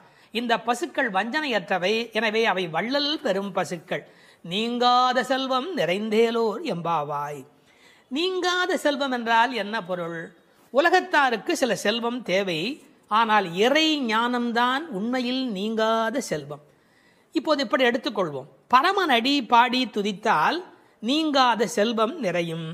தீங்கின்றி திங்கள் மும்மாறி பெய்யும். ஓங்கு பெருஞ்சன்னல் விளையும். வாங்க குடம் நிறைக்கும் வள்ளல் பெரும் பசுக்கள். பாருங்க எப்படி ஒன்றை ஒன்று சார்ந்ததாக இருக்கிறது. பகுத்தறிவுவாதிக்கும் பக்தனுக்கு என்ன வித்தியாசம்? இந்த புரட்சியை சொன்னதோடு அவன் நிறுத்தி விடுகிறான். என்ன புரட்சி? பசுமை புரட்சி, வெண்மை புரட்சி, பால், மீன் துள்ளுகிறது, நீல புரட்சி. இது மூன்றுமே கிடைத்து விட்டதால் பூமி வளமுடையதாகிறது என்று பகுத்தறிவுவாதி நிறுத்தி விடுகிறான். ஒன்றை மறந்து விடுகிறான். பரமனடி பாடுவதால் தான் இது மூன்றுமே நடந்தது என்பதுதான் பக்தனுடைய பார்வை. இன்டர் டிபெண்டன்ட், ஒன்றை ஒன்று சார்ந்திருக்கிறது. அடுத்தது அதை விட ரொம்ப அற்புதம். இந்த உலகத்தில் செல்வம் மட்டுமே இருந்தால் மனநிறைவு வருமா? வராது. போட்டி, பொறாமை, பகை வரும். சாந்தி சாந்தி சாந்தி என்று நிறைவு செய்வார்கள். அந்த நிறைவு எப்போது வரும்? அது பக்தியின் மூலம், பரமனடி பாடுவதன் மூலம் வரும். எனவே சம்பூர்ணமான நிறைவை தரக்கூடியது எது? நிறைந்து ஏலோர் எம்பாவாய். அந்த நிறைந்து என்பது சம்பூர்ணத்தை குறிப்பது. மழை எப்படி பெய்கிறது? மனிதன் நல்லவனானால் இயற்கை அவனை விட நல்லவனாக மாறிவிடுகிறது. மனிதன் நல்லவனானால் இயற்கை அவனை விட நல்லவனாக மாறிவிடுகிறது. மழை பொழிகிறது, பால் சுரக்கிறது, செல்வம் செழித்தோங்குகிறது என்று வாழ்த்துக்குரிய பாடலாக அமைந்திருக்கிறது இந்த அழகான பாடல். கஞ்சத்தனம் பண்ணிடாதே, உங்கள்கிட்ட இருக்கிற எல்லாத்தையும் கொட்டிடு, எங்களை ஏமாற்றி விடாதே, ஒன்னையும் கையில் வச்சுக்காதே. ஒன்று நீ கைகரவே ஆழியுள் புக்கு முகந்து கொடு ஆர்த்தேரி. நல்ல கடல் வரையிலே உள்ளே போ. இந்த ஆழியுள் புக்கு முகந்து கொடு ஆர்த்தேரி என்பதை எம்பெருமானாரோடு ஓமிப்பார்கள்.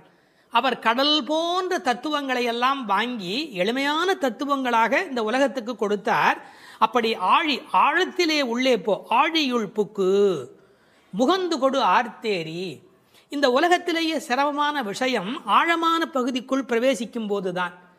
ஒரு மனிதன் தன்னுள் ஆழும் போதுதான் அவனுக்குள் கருணை மழை புறப்படுகிறது. முகந்து கொடு ஆர்த்தேரி, அதாவது ஒரு ஆடியோ எஃபெக்ட். அது எப்படி சத்தம் கொடுத்து கொண்டு இடி இடிக்கிறது என்று ஆர்த்து ஏரி. இந்த மேகம் வெள்ளையா இருக்கிறது, அது சிவப்பாக மாறுகிறது, கருப்பாக மாறுகிறது. கம்பன் பாடுகிற போது சொல்வார், நீரணிந்த கடவுள் நிறத்தவான் ஆரணிந்து சென்று ஆர்களி மேய்ந்து. சிவபெருமான் மாதிரி வெள்ளையா இருக்கிறது, சேரணிந்த முலைத்திரு நங்கை தன் வீரணிந்தவன் மேனையின் மீண்டது. திருமகள் கணவன் போல அது கருப்பாகி வெளியிலே வருகிறது. வெள்ளையிலிருந்து அது கருப்பு மேகமாக மாறுகிறது. எல்லோரும் கருப்பை வெள்ளையாக்குவார்கள், இங்கு வெள்ளை கருப்பாகிறது. பார்க்கெல்லாம் தலைவனாக விளங்குகின்ற பரந்தாமன் இருக்கிறானே, அவன் போல என்று மேகத்தை பார்க்கிற போது கூட பரந்தாமனை பற்றிய சிந்தனை இங்கு நம்முடைய மனதில் பதியும்படி பாடுகிறாள். எப்படி? ஊழி முதல்வன் உருவம் போல் மெய்கருத்து. இது வீடியோ. ஆர்த்தேரி என்பது ஆடியோ. இப்போது கண்ணுக்கு முன்பாக கொண்டு வந்து நிறுத்துகிறாள். ஊழி முதல்வன், இந்த உலகத்தின் கடைசி காலத்தினுடைய தலைவனாக அவன் விளங்குகிறான். அவனுடைய உருவம் எப்படி மெய் கருத்து விளங்குகிறதோ அதுபோல் நீ இருக்க வேண்டும். காக்கை சிறகினிலே நந்தலாலா நிந்தன் கரிய நிறம் தோன்றுதையே நந்தலாலா என்று கண்ணனுடைய கருப்பை மகாகவி பாரதி அனுபவித்தார் அல்லவா? அதுபோல அந்த உருவம் மெய்கருத்து விளங்குகிறது. பாருங்கள், இடி இடிப்பதில் ஒரு ஆடியோ எஃபெக்ட், அந்த உருவத்தை வர்ணிப்பதில் ஒரு வீடியோ எஃபெக்ட். இந்த ஆடியோ வீடியோ பாடலை நீங்கள் பாடியோ ஆடியோ இந்த உலகத்தில் வெளிப்படுத்த வேண்டும். பாழியம் தோளுடை பத்மநாபன் கையில், இந்த பெருமானுடைய தோள் எப்படிப்பட்ட தோள் தெரியுமா? பருத்த தோள், பெருத்த தோள், நிறைய பலம் தாங்கக்கூடியது. கம்பன் பாடுகிறார், ராமனுடைய தோள்களை பாடுகிற போது, குன்று போன்றுயர் தோளில் கொற்றவில் ஒன்று தாங்கினான் உலகம் தாங்கினான். அந்த ஒரு தோள் போதும் உலகத்தையே தாங்கிறதுக்கு அப்படின்னு, குன்று போன்றுயர் தோளில் கொற்றவில் ஒன்று தாங்கினான் உலகம் தாங்கினான் என்று பேசுவார் கவிச்சக்கரவர்த்தி கம்பன். நாபியில ஒரு தாமரை இருக்கிறது, அதில் பிரம்மா இருக்கிறார். இருமடியாக பெயராக இவருக்கே பத்மநாபன் என்கிற பெயர் இந்த உலகத்தில் பொருந்தி வருகிறது. இந்த மின்னல் மின்னுகிறது, இடி இடிக்கிறது, அதுவும் பெருமாளுடைய சங்கு சக்கரங்களைப் போல அவளுக்கு காட்சி அளிக்கிறது. அந்த சக்கராயுதம் எப்படி ஒளி உடையதாக மின்னிக்கொண்டு வருகிறதோ, திருவாழி ஆழ்வான் விரோதிகள் இருக்கும் இடமெல்லாம் போய் எப்படி அழிக்கிறதோ அதுபோல அந்த மின்னல் மின்ன வேண்டும். அது பெருமானுடைய ஆயுதத்திலே ஒன்று. வலம்புரி போல் நின்றதிருந்து, அந்த சங்கு போல, வலம்புரி சங்கை போல, படைவோர் புக்கு முழங்கும பாஞ்ச சன்னியமும் பல்லாண்டு. அந்த சங்குக்கு எவ்வளவு பெரிய ஏற்றம்! உண்பது சொல்லில் உலகளந்தான் வாயமுதம், கண்படை கொள்ளில் கடல் வண்ணன் கைத்தலத்தே என்று எப்போதும் பெருமாளோடு ஸ்பரிசம் அனுபவித்துக் கொண்டிருக்கிற அந்த சங்கு, வலம்புரி சங்கு, அதுபோல் நின்று அதிர்ந்து அந்த சங்குநாதம் போன்ற ஒரு பெரிய ஒலியை எழுப்பி, தாழாதே சார்கம் உதைத்த சரமழை போல் பெய்திடாய். மழை எப்படி பெய்யணும்? அடம் மழை, அப்படியே சரமழை மாதிரி பெய்யணும். ராம சரம் எப்படி புறப்பட்டதோ, சார்கம் என்ற வெள்ளிலே இருந்து அது எப்படி விடாமல் வந்து கொண்டே இருந்ததோ ராவணனை பார்க்கிற காலத்திலே, அப்படி இந்த மழை அடைமழையாய் பெய்ய வேண்டும். எதற்காக? நாங்களும் மார்கழி நீராட மகிழ்ந்தேலோர் எம்பாவாய். இந்த உலகத்தில் நாடெங்கும் வாழ கேடொன்றும் இல்லை என்பார்கள்.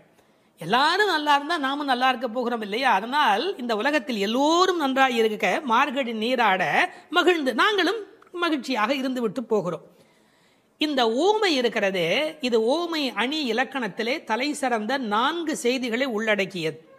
எப்படி அந்த மழை பெய்ய வேண்டும் என்று சொல்லுகிற செய்தியில, உருவம் போல் மெய்கருத்து என்றால் அது மெய் ஓமை. ஆழி போல் மின்னி வலம்புரி போல் நின்றதிர்ந்து என்பது வினை ஓமை. சரமழை போல் என்று பேசியது பயன் ஓமை.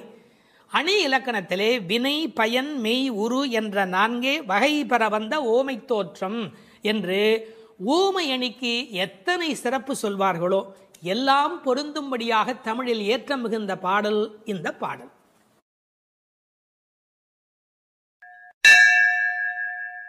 பாவங்களை நீக்கும் 5வது பாடல்.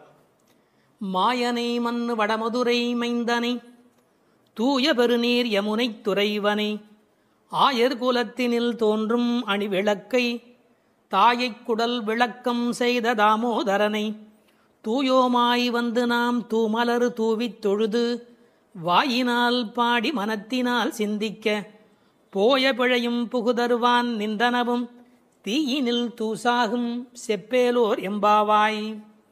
மாயம் வல்லவனும் நிலை பெற்ற வடமுதுரையில் வந்து பிறந்தவனும், தூய்மையான பெரிய யமுனை நதியில் விளையாடியவனும், ஆயர்கள் குலத்திலே வந்து தோன்றிய இரத்தின தீபம் போன்றவனும் தாயாகிய யசோதையின் பெற்ற வயிற்றை பெருமைப்படுத்தி தாமோதரன் என்று பெயர் பெற்றவனுமாகிய கண்ணனை தூய்மையான மனத்தோடு சென்று தூவுகின்ற மலர்களை அவன் திருவடிகளில் இட்டு வணங்கி வாயினால் அவன் புகழை பாடி மனத்தினால் அவனை தியானித்து வழிபட்டால் நமது பிழைகள் யாவும் நீங்கும். வந்து சேர இருக்கும் வினைகளும் நம்மை நெருங்கா. அவை தீயில் இட்ட பஞ்சு போல் பொசுங்கி மறைந்து போகும். எனவே அவன் திருப்பெயரை சொல்லுங்கள் என்று அழைக்கிறாள் ஆண்டாள். மாயனை, மாயையில் வல்லவன் மாயோன். அவன் பலவிதமான ஆச்சரியமான அற்புதங்களை செய்யக்கூடியவன். எத்தனையோ அசுரர்கள் விதவிதமான வடிவங்கள் எடுத்து அழிக்க வந்தபோது அவர்களோடு பலவிதமான விளையாடலை நிகழ்த்தியவன். எனவே வியப்புக்குரிய செயல்களை செய்கிறவனை மாயோன் என்று அழைப்பது வழக்கம். பழைய தமிழ் பெயர் திருமாலுக்கு உரியது மாயோன் என்று அழைக்கப்படுகிறவன். ஒரே நேரத்தில் எங்கும் இருக்கக்கூடிய அற்புதம் செய்கிறவன். ஆயர்பாடியிலே ஒவ்வொருவரோடும் குறவை கூத்தாடுகிற போது ஒரு கோபிகைக்கு ஒரு கண்ணன் என்று ஒரே நேரத்தில் ஒவ்வொருவரோடும் இருந்தவன். அது மட்டுமல்ல, பகவத்கீதையில் எனது மாயை வெல்ல முடியாதது என்று பேசுகிறார். அந்த இடத்தில் மாயை என்பது பிரபஞ்ச சிருஷ்டி, பேர் இயக்கம், இந்த பிறப்பின் ரகசியம், கண்ணனுடைய பல்வேறு லீலைகள். இப்படி மாயன் என்ற சொல்லுக்கு நிறைய பொருளாயிற்று. அப்படி மாயனாயிருக்கிறவன் மைந்தனாய் ஆகியிருக்கிறான். வடமதுரை மைந்தனே. அற்புதங்களை செய்யக்கூடிய அடங்க முடியாத மாயன் அடக்கத்திற்குரிய மைந்தனாக மாறியிருக்கிறான். தமிழிலே மகன், மைந்தன் என்று பல்வேறு சொற்கள் மகனை குறிக்கும். வீட்டுக்கு மட்டும் உரியவன் மகன், நாட்டுக்கே உலகிற்கே உரியவன் மைந்தன். ஆகையால் மாயனை, நிலை பெற்ற வடமுதுரையிலே வந்து தலைவனாக விளங்குகின்ற மைந்தனை, ஊருக்கென்று வாழுகிறவனை, தூய பெருநீர் யமுனை துறைவனே. யமுனைக்கு தூய என்ற அடைமொழி எதனாலே? அதன் தெளிவு அல்லது ஆழம் அல்லது அகலம், இது எல்லாவற்றையும் விட உரையாசிரியர்கள் ஒரு நயம் சொல்வார்கள். கோதாவரியை சீதை விழித்து தன்னை காப்பாற்றும்படி அழைத்தபோது ராவண பயத்தினாலே கோதாவரி எந்த உதவியும் செய்யவில்லை. ஆனால் இந்த யமுனையோ வசுதேவர் கண்ணனை சுமந்து கொண்டு வருகிற காலத்திலே வழிவிட்டு மிகப்பெரிய நன்மை செய்தது. ஆகையால் இது தூய பெருநீர் என்று ஆயிற்று. அந்த தூய பெருநீர் யமுனை துறைவன். ஒரு நதி எவ்வளவு பெரிய நதியாக இருந்தாலும் பயன் கிடையாது, துறை முக்கியம். நீங்கள் பெரிய பெரிய நதியிலே நீராட வேண்டும் என்றால் படித்துறை என்று ஒரு துறை இருந்தால் தானே நீங்கள் அந்த நதியிலே நீராடி அனுபவிக்க முடியும். இறைவன் பெரியவனாகவே இருந்தாலும் கூட கண்ணன் என்று ஒரு துறை, வைணவம் என்று ஒரு துறை, அதில் கிருஷ்ண அவதாரம் என்கிற ஒரு துறை, ஆண்டாளின் திருப்பாட்டு என்று ஒரு துறை. இப்படி துறை இருந்தால் மட்டுமே குளிப்பது எப்படி, அனுபவிப்பது எப்படி? வெறும் ஆற்றிலே போய் நீராடி விட முடியுமா? அந்த துறை முக்கியம். அந்த யமுனை துறைவன் என்ற சொல்லிலே இருக்கிற அழகு, கோபியரோடு உமிழ்ந்து விளையாடிய தேக சம்பந்தம் உடைய நதி என்று அந்த நதிக்கு பெருமை எழுதினார்கள். ஆயர் குலத்தில் தோன்றும் அணிவிளக்கு, அந்தகாரத்தில் தீபம் போல படிப்பறிவு வழக்கை இடக்கை அறியாத ஆயர் குலம். அந்த குலத்திலே அவன் ஒளிவிளக்காக விளங்குகிறார். வைகுந்தத்திலே இருந்தால் அங்கு எல்லோரும் நித்திய சூரிகள் பிரகாசமாய் இருக்கிறார்கள். ஆனால் ராமனே வந்து பிறந்த போது கூட அவன் வெங்கதிரோன் குலத்துக்கோர் விளக்காய் தோன்றியவன் என்கிறார் குலசேகரர். எனவே அது பகல் விளக்கு, இது இரவு விளக்கு. ஆயர் குலத்தினில் தோன்றும் அணிவிளக்கை மங்கள விளக்கு, தாயை குடல் விளக்கம் செய்த தாமோதரனே. தாமோதரன் என்ற சொல்லுக்கு கயிறு பதிந்த வயிறு உடையவன் என்று பொருள். இந்த மாடுகளை எல்லாம் கட்டி அது அருந்து போன கயிற்றை கன்றுக்குட்டிக்கு கட்டி அதிலிருந்து மீதமான கயிற்றை எடுத்து கண்ணபெருமான் வயிற்றை சுட்டி கட்டுகிறாள் அவனுடைய தாயார். எனவே கயிறு பதிந்த வயிறு உடையவன். குழந்தைக்கு அரைஞான் கயிறு கட்டுவதற்கு காரணமே வயிறு பருக்கிறதா இல்லையா என்று கண்காணிப்பதற்காக. இந்த கயிறு பதிந்ததாலே அந்த தழும்புகளை ஏற்படுத்தியது. கண்ணின் சிறுத்தாம்பினால் கட்டுண்ண பண்ணிய மாயன்.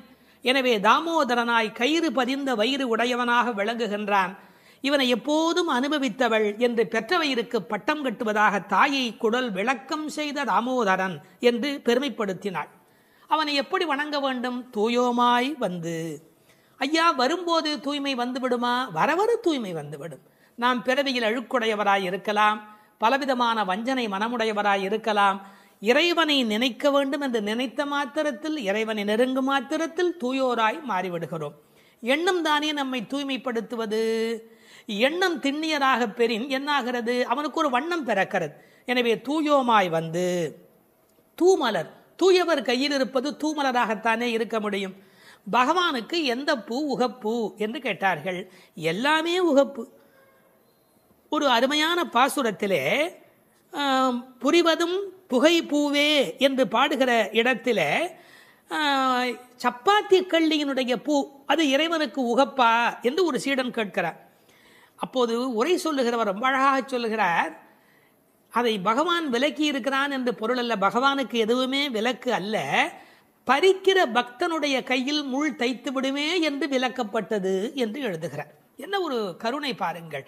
ஆக தூமலர் தூவி தொழுது அவனை வாயினால் பாடி மனத்தினால் சிந்திக்க. இந்த உலகத்தில் வாயினாலே பாடுகிறோம். வாய் படைத்த பயன் பாடீர் அவன் நாமும் வீடே பெறலாமே. வெறும் நாமத்தை வரிசையாக சொல்லலாம். ஆனால் இசையோடு சொல்லுகிற போது, பஜனையோடு சொல்லுகிற போது, அது வாயினால் பாடுகிற போது பெருமை உடையதாக மாறுகிறது. இந்த வாயிலே பாடுவதை பற்றி ஆண்டாள் இதே திருப்பாவேல கண்ணபெருமானை எத்தனை நாமங்கள் சொல்லி பாடியிருக்கிறாள் என்று ஒரு பட்டியல் பாருங்கள். நந்தகோபன் குமரன், யசோதை இளம் சிங்கம், கதிர்மதியம் போல் முகத்தான், நாராயணன், பார்க்கடலுள் பையத்து இன்ன பரமன், ஓங்கி உலகளந்த உத்தமன், ஊழி முதல்வன், பத்மநாபன், மாயன், வடமதுரை மைந்தன், யமுனை துறைவன், ஆயர்குலாணி விளக்கு, தாமோதரன், புள்ளரையன், வள்ளத்தரவியில் துயிலமர்ந்த வித்து, மூர்த்தி, கேசவன், மாவாய் பழந்தான், தேவாதி தேவன், மாமாயன், மாதவன், வைகுந்தன், புண்ணியன், முகில்வண்ணன், மனத்துக்கினியான், புள்ளின் வாய் கீண்டான், பொல்லா அரக்கனை கிள்ளி களைந்தான், சங்கொடு சக்கரம் ஏந்தும் தடக்கையன், பங்கைய கண்ணன், வல்லானை கொன்றான், மாற்றாரை மாற்றழிக்க வல்லான், மணிவண்ணன், உம்பர் கோமான், மலர் மார்பன், கலியே, செப்பமுடையாய், திரளுடையாய், விமலா, ஊற்றமுடையாய், பெரியாய், சுடரே, பூவை பூவண்ணா, அன்றி உலகம் அளந்தாய், தென்னிலங்கை செற்றாய், பொன்றச் சகடம் உடைத்தாய், கன்று குணிலாய் எறிந்தாய், ஒருத்தி மகன், நெடுமால் மால், ஆலின் இலையாய், கோவிந்தன், செல்வத் திருமால். இப்படி இதே பாடலுக்குள்ளே கண்ணபெருமானை வாயினால் பாடி என்று இத்தனை வகையிலே பாடிக்காட்டி இருக்கிறார். அப்படி வாயினால் பாடி மனதினால் சிந்திக்க. இந்த மனம் நிறைய பாவங்களை சேர்த்து கொண்டே வருகிறது. எனவே தியானம் என்பது மனத்தினாலே இறைவனை சிந்திக்கிற போது அந்த பாவங்கள் நீங்கி விடுகின்றன. எப்படி தெரிகிறது? போய பிழையும். வாயினால் பாடி மனதினால் சிந்தித்தால் பிழைகள் போய் விடுகின்றன. புகுதருவான் நின்றனவும். இனி நமக்கு வரவேண்டிய எஞ்சிய வினைகள் இருக்கின்றனவே, இந்த பிறவியில் செய்வன அவை உட்பட எப்படி மாறுகிறது? தீயினில் தூசா, நெருப்பில் எப்படி பஸ்பமாக போய்விடுவோம், அப்படி நம்முடைய பழைய பாவங்கள் எல்லாம் நெருப்பில் இட்டது போல தீயினில் தூசாகும் செப்பேலோர் எம்பாவாய் என்கிறாள். இந்த 5 பாடல்களோடு ஒரு முதல் பகுதி நிறைவு பெறுகிறது. நோன்பு நோற்க புறப்பட வேண்டியதையும், நோன்பு எவ்வாறு நிகழ்த்துவது என்பதையும், நோன்பினால் மழை பெய்யும் என்பதையும், நோற்கும் போது மனோ வாக்கு காயத்தால் நாம் அடைகின்ற இறைவன், அவனை அடைவதற்கான வழி, அதனால் நம் வினை அழியும் என்ற செய்திகளையும் இந்த 5 பாடல்களாலே குறிப்பிட்டாள். அது மட்டுமல்ல, நாராயணனே என்ற முதல் பாடலிலும், பார்க்கடலில் பையத்துயின்ற பரமன் என்ற 2ஆம் பாடலிலும், ஓங்கி உலகளந்த உத்தமன் என்று 3ஆம் பாடலிலும், ஆழிமழை கண்ணா என்று 4ஆம் பாடலிலும், மாயனை மண் வடமயிறு மைந்தன் என்று கண்ணனை 5ஆம் பாடலிலும் குறிப்பிட்டது. உச்சத்திலே பரத்துவத்திலே இருக்கிற பெருமான் வியூகத்திலே எழுந்தருளி அவதாரமாக அவன் மகாபலி சக்கரவர்த்தி இடத்திலே வாமனாவதாரம் எடுத்து வந்த செய்தியை சொல்லி அவன் வருணனுக்குள்ளே அந்தர்யாமித்துவத்தோடு இருப்பதை 4வது பாடலிலே விளக்கி அர்ச்சாவதாரத்தை 5வது பாடலிலே நிறைவு செய்கிறாள். இந்த முதல் 5 பாடல்களோடு ஒரு பகுதி நிறைவு பெறுகிறது. பின்னர் மற்றவரை எழுப்புவது தொடங்குகிறது. வேதம் அனைத்துக்கும் வித்தான திருப்பாவையின் 6வது பாடல். இது பாடல் தொடங்கி திருப்பள்ளி எழுச்சியாக அமைகிறது. உறங்குகிற பெண்ணை வெளியில் இருக்கிறவள் எழுப்புவது போல பாடலின் அமைப்பு முறை. விடிந்தது என்பதற்கான அடையாளங்கள் சொல்லி எழுப்புகிறார்கள். புள்ளும் சிலம்பினகான் புள்ளரையன் கோயிலில் வெள்ளை வெளிசங்கின் பேரரவம் கேட்டிலையோ, பிள்ளாய் எழுந்திராய் பேய்முலை நஞ்சுண்டு கள்ளச்சகடம் கலக்கழிய காலோச்சி வெள்ளத்து அரவில் துயில் அமர்ந்த வித்தினை உள்ளத்து கொண்டு முனிவர்களும் யோகிகளும் மெல்ல எழுந்து ஹரி என்ற பேரரவம் உள்ளம் புகுந்து குளிர்ந்தேலோர் எம்பாவாய். முன் அனுபவம் ஏதுமில்லாத கன்னிப்பெண்ணே, இன்னும் உறங்குகிறாயே? விடியலை முன்னே அறிந்து கொள்ளும் இயல்புடைய பறவைகளும் கூட எழுந்து ஓசை எழுப்பி இறை தேட புறப்பட்டு விட்டனவே, அது உனக்கு தெரியவில்லையா? பறவைகளுக்கு அரசனான கருடனை வாகனமாக கொண்ட திருமால் திருக்கோயிலிலே வெண்மை நிறமுள்ள சங்கு தன் ஒலி எழுப்பி அழைக்கின்ற பேரோசை உன் காதில் விழவில்லையா? பெண் பிள்ளையே, விரைவில் படுக்கையை விட்டு எழுந்திரு. முன்பு தன் தாய் யசோதை வடிவில் முலைக்காம்பில் நஞ்சையே தீட்டிக் கொண்டு வந்து கண்ணனுக்கு வஞ்சகமாக பாலூட்ட கருதினாளே பூதனை. அவளிடம் பால் பருகுவது போல முலையுண்டு அவள் உயிரையும் உண்டானே கண்ணன். முன்பு கள்ளத்தனமாக சக்கரமாக அவன் முன் தோன்றினானே சகடாசுரன். அவனை தன் திருவடிகளை உயர்த்தியே உதைத்து அவன் கலக்கம் அடைந்து அழிந்து போனானே அந்த கண்ணன். திருப்பார்கடலிலே அமைந்திருக்கும் ஆதிசேஷன் என்னும் பாம்பின் மேல் அரிதுயில் கொண்டிருக்கிறானே அந்த கண்ணன். இவ்வுலக உற்பத்திக்கு மூல காரணமான அந்த கண்ணனை தம் உள்ளத்திலேயே இடைவிடாது தியானித்து கொண்டிருக்கும் முனிவர்களும் இறைவனை எளிதில் அடையும் யோகம் போன்ற உபாயங்களையும் செய்து கொண்டிருக்கும் யோகியர்களும் அலுங்காது அசையாது மெதுவாக நிதானமாக எழுந்து ஹரி ஹரி என்று திருமாலை எண்ணிப்பாடும் பேரோசை உன்னுடைய காதுகளில் கேட்கவில்லையா? ஆனால் இவ்வோசைகள் எல்லாம் எங்கள் செவி வழி புகுந்து உள்ளத்திற்கு குளிர்ச்சி தருகின்றனவே. இந்த அனுபவத்தை எங்களுடன் பகிர்ந்து கொள்வதற்காகவாவது நீ எழுந்து வரமாட்டாயா? இது பாடலின் திரண்ட பொருள். புள்ளும் சிலம்பினகான் புள்ளரையன் கோயிலில். புள்ளும் சிலம்பினகான் என்பது இயற்கையின் அழைப்பு. காலையிலே பறவைகள் ஒலி எழுப்புகின்றன. இதில் புள்ளும் என்றால் அந்த உம்மை சிறப்பு உம்மை. காலை பொழுது எப்படி விடுகிறது என்றால் கோழி கூவுது என்று ஒரு வார்த்தை சொல்வார்கள். மனித வாழ்க்கை இயற்கையோடு கலந்து நிற்கக்கூடிய தனித்த சிறப்புடையது. அது காலையில் இறை தேடுவதற்கு புறப்படுவதற்கு முன்பாக ஒலி எழுப்பி அதன் பிறகு புறப்படும். இறை தேடும் போதே இறை தேடு என்பதுதான் மனிதனுக்கும் விலங்குக்கும் இருக்கிற வித்தியாசம். அதனால் இறை தேடி அது எழுப்புகிற ஒலியை கேட்ட மாத்திரத்தில் இறை தேடி வல்லினரா இறை தேடி நாம் அந்த பெருமானை நினைக்க வேண்டாமா என்ற அர்த்தத்தில் புள்ளும் சிலம்பின என்றாள். தமிழிலே சிலம்புதல் என்றால் ஒலி எழுப்புதல் என்று பொருள். அதிகாலை எழுவதை மனிதன் பறவைகளிடமிருந்து கற்றுக்கொண்டான் என்கிறார்கள். அது மட்டுமல்ல, பறவைகள் மனிதனுக்கு எச்சரிக்கை உணர்வை ஊட்டக்கூடிய ஒரு அடையாளம். ஒரு காலத்தில் காடுகளில் மனித இனம் வாழ்ந்த காலத்தில் பதுங்கி வரும் பாய்ச்சல் மிருகங்கள் குறித்து எச்சரிக்கை ஒலி எழுப்பும் இயல்பு பறவைகளுக்கு உண்டு. எனவே பறவைகளின் ஒலியை பார்த்து வருகிற நன்மை தீமைகளை மனிதன் உணர்கிற பழக்கம் அன்று தொட்டிருந்திருக்கிறது. எனவே வெளியில் விடுகிற விடியலுக்கு அடையாளமாக சொன்னாலும் பறவை ஒலிக்கும் மனித இனத்துக்கும் சம்பந்தம் இருக்கிறதே. புள்ளும் சிலம்பினகான். புல் அரையன் கோயில், பறவைகளுக்கெல்லாம் தலைவன் கருடன். அந்த கருடன் கோயிலிலே, அதாவது திருமாலுடைய திருக்கோயிலிலே சங்கு ஒலி எழுப்பி அழைக்கிறார்களாம். வெள்ளை வெளிசங்கின் பேரரவம் கேட்டிலையோ. வெள்ளை வெளிசங்கு அது ரொம்ப தூய்மையான சங்கு. வெறும் நிறம் மட்டுமல்ல, அது எல்லா வகையிலுமே தூய்மையுடைய ஒன்று, வெண்மையுடைய ஒன்று. அது அழைப்பதற்காகவே பயன்படுத்தப்படுவதாலே வெளிசங்கு கோயிலிலே நடை திறந்து விட்டது, மக்கள் வரலாம் என்பதற்கான அறிவிப்பு சங்கொலியின் மூலம் அந்த ஊருக்கு தெரிவிக்கப்படுகிறது. எனவே கோயில் அழைப்பு வந்துவிட்டதே, நீ எழுந்திருக்க வேண்டாமா? பேரரவம் கேட்டிலையோ. பறவையின் சப்தம் கூட சின்ன சின்னதாக போயிருக்கலாம். இது எத்தனை பெரிய ஒலி, சங்கு ஒலி எழுப்புகிறார்களே, ஊருக்கே கேட்க வேண்டும் என்று எழுப்புகிறார்களே, உனக்கு தெரியவில்லையா? சங்குக்கும் ஆண்டாளுக்கும் இடையில் இருக்கிற தொடர்பு நாச்சியார் திருமொழி நன்கு படித்தவர்களுக்கு தெரியும். கற்பூரம் நாருமோ கமலப்பூ நாருமோ திருப்பவளச் செவ்வாய்தான் தித்தித்திருக்குமோ, மறுப்பொசித்த செங்கண்மால் வாய்ச்சுவையும் நாற்றமும் விருப்புற்று கேட்கின்றேன் சொல்லாழி வெண்சங்கே என்று சங்கரை பாராட்டி மகிழ்ந்தவள் ஆண்டாள் நாச்சியார். எனவே வெள்ளை வெளிசங்கு அதற்கு என்ன பெருமை என்றால் ஓங்கார ஒலி எப்போதும் சங்கிலே காதில் வைத்தால் கேட்டுக்கொண்டே இருக்கும். நமக்கு ஒரு ஆச்சரியம், கண்ணனாகிய கடவுள் குடியிருக்கிற ஊரில் வேறு ஒரு கோயிலா? கோயில் அழைப்பு என்றால் ராமாயணம் படிக்கிற போது ராமன் நாராயணனை போய் வணங்கி வந்த செய்தி இருப்பதைப் போல கண்ணன் ஊரிலும் திருமால் கோயில் இருந்திருக்கிறது. இதில் புறவிடியல் பற்றி பேசினாலும் உண்மையில் அகவிடியலை பற்றி நாம் சிந்திக்க கடமைப்பட்டிருக்கிறோம். இதெல்லாம் காலை நேரத்து அடையாளங்கள்.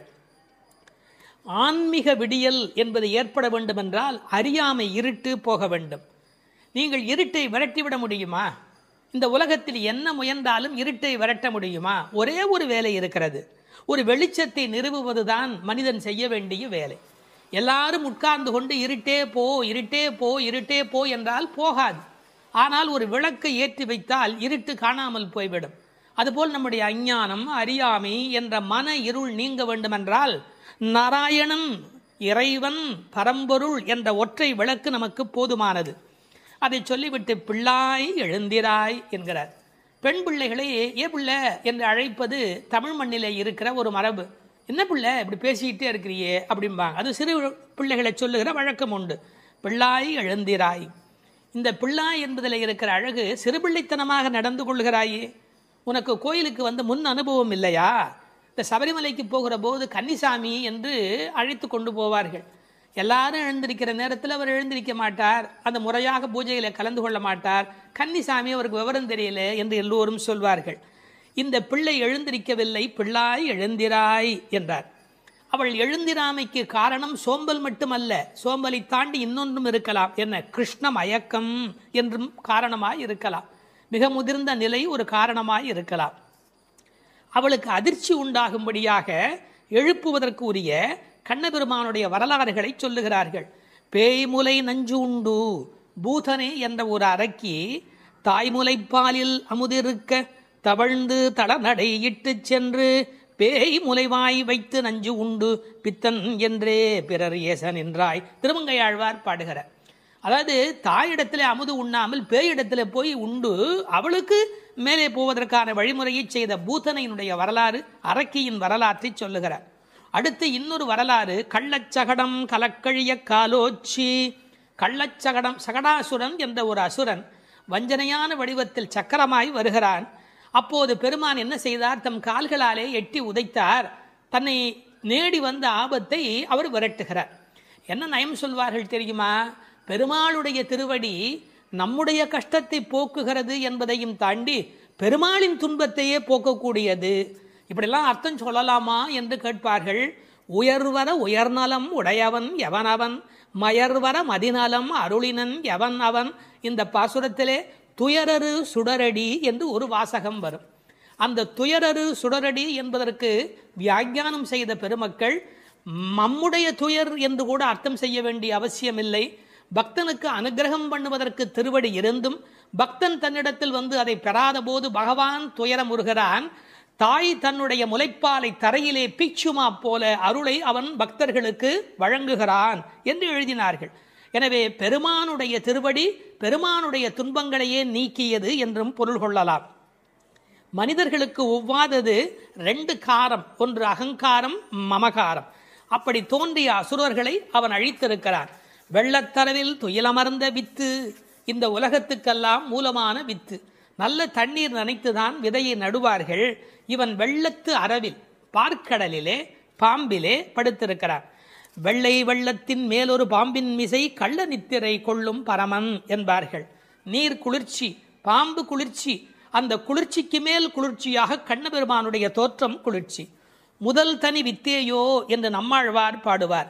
ஆலமர் வித்தின் அரும் குரலன் என்று கம்பர் பாடுவார். விச்சி இன்றி விளைவது இல்லை என்று பகலாதனுடைய சரித்திரத்தை பாட வந்த இடத்திலே கவி சக்கரவர்த்தி கம்பன் பாடுகிறார். இந்த உலகத்துக்கெல்லாம் ஒரு மூல விதை உண்டு, அந்த விதை இறைவன் என்பதை புரிந்து கொள்ள வேண்டும். உள்ளத்து கொண்டு முனிவர்களும் யோகிகளும் ஹரி ஹரி ஹரி என்ற தியானம் செய்து கொண்டு மனத்தால் வணங்குகிறவர்கள், தியானம் செய்கிறவர்கள் முனிவர்கள். சரீரம் மனம் எல்லாவற்றையும் கொண்டு கிரியைகள் மூலமாக செய்கிறவர்கள் யோகிகள். எப்படி எழுந்திருக்கிறார்கள்? மெல்ல எழுந்து. ஒரே எழுதினார்கள், கர்ப்பிணி பெண் குழந்தைக்கும் நோகாமல் தனக்கும் நோகாமல் எப்படி மெல்ல எழுவாளும். அதாவது உள்ளத்திலே இருக்கிற பெருமாளுடைய தலைப்பூ ஆடாது, தலைப்புனா தலையில் வைத்திருக்கிற பூ கூட அசையாதபடி அப்படி எழுவார்களாம் அவனுடைய அடியார்கள். ஹரி என்ற வாசகத்தோடு எழுகிறார்கள். ஹரி என்ற பேரறவும் உள்ளம் புகுந்து குளிர்ந்தேலோர் எம்பாவாய், உன் உள்ளத்தில் புகுந்து குளிர்ச்சியினை உண்டாக்கட்டும் என்று இந்த பாசுரம் நிறைவு பெறுகிறது.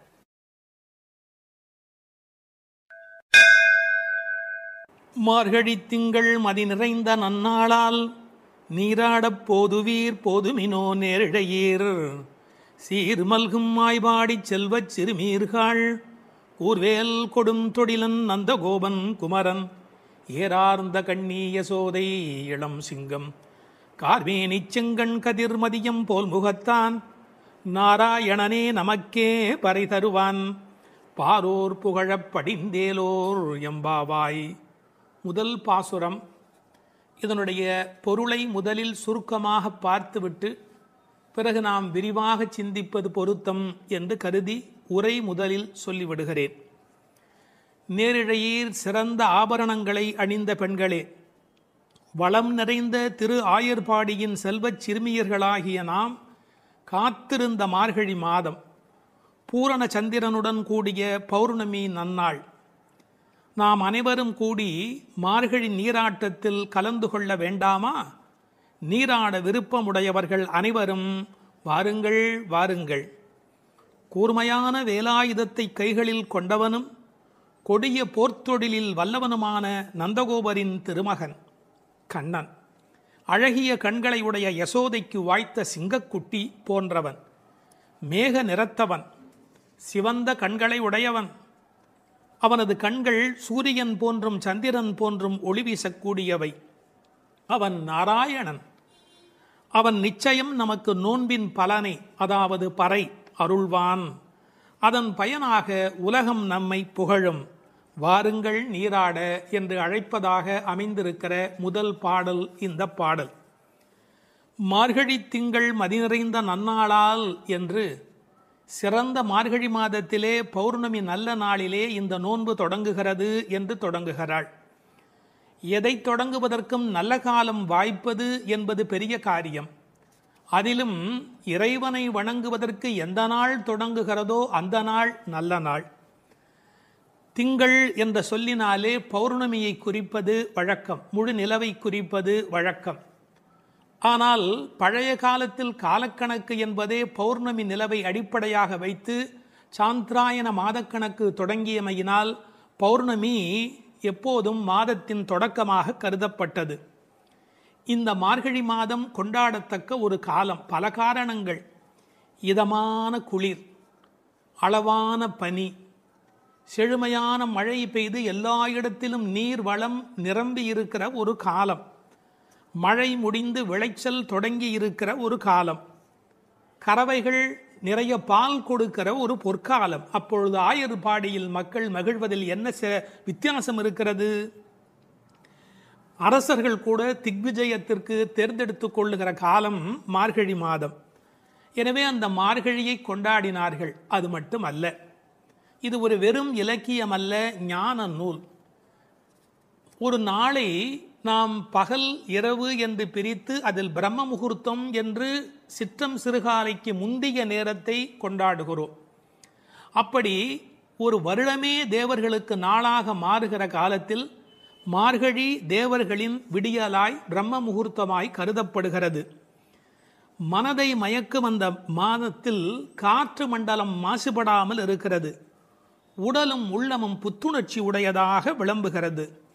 சரியாக சொல்வதென்று சொன்னால் உலகம் தன்னை புதுப்பித்துக் கொள்ளும் பொற்காலம். உலகம் தன்னை புதுப்பித்துக் கொள்ளும் பொற்காலம். அந்நேரத்தில் நாம் நம்மை புதுப்பித்துக் கொள்ளுவதற்குத்தான் மார்கழியில் நோன்பு. மார்கழி திங்கள் மதி நிறைந்த நன்னாளால் மார்கழியை மனிதர்கள் மட்டும் கொண்டாடுவதில்லை. நான் மாதங்களில் மார்கழி என்று கீதையில் கண்ணன் தன்னை மார்கழியாகவே அடையாளம் காணுகிறார். மதி நிறைந்த நன்னாள் என்றாள். ஒரு சின்ன குறிப்பு இருக்கிறது.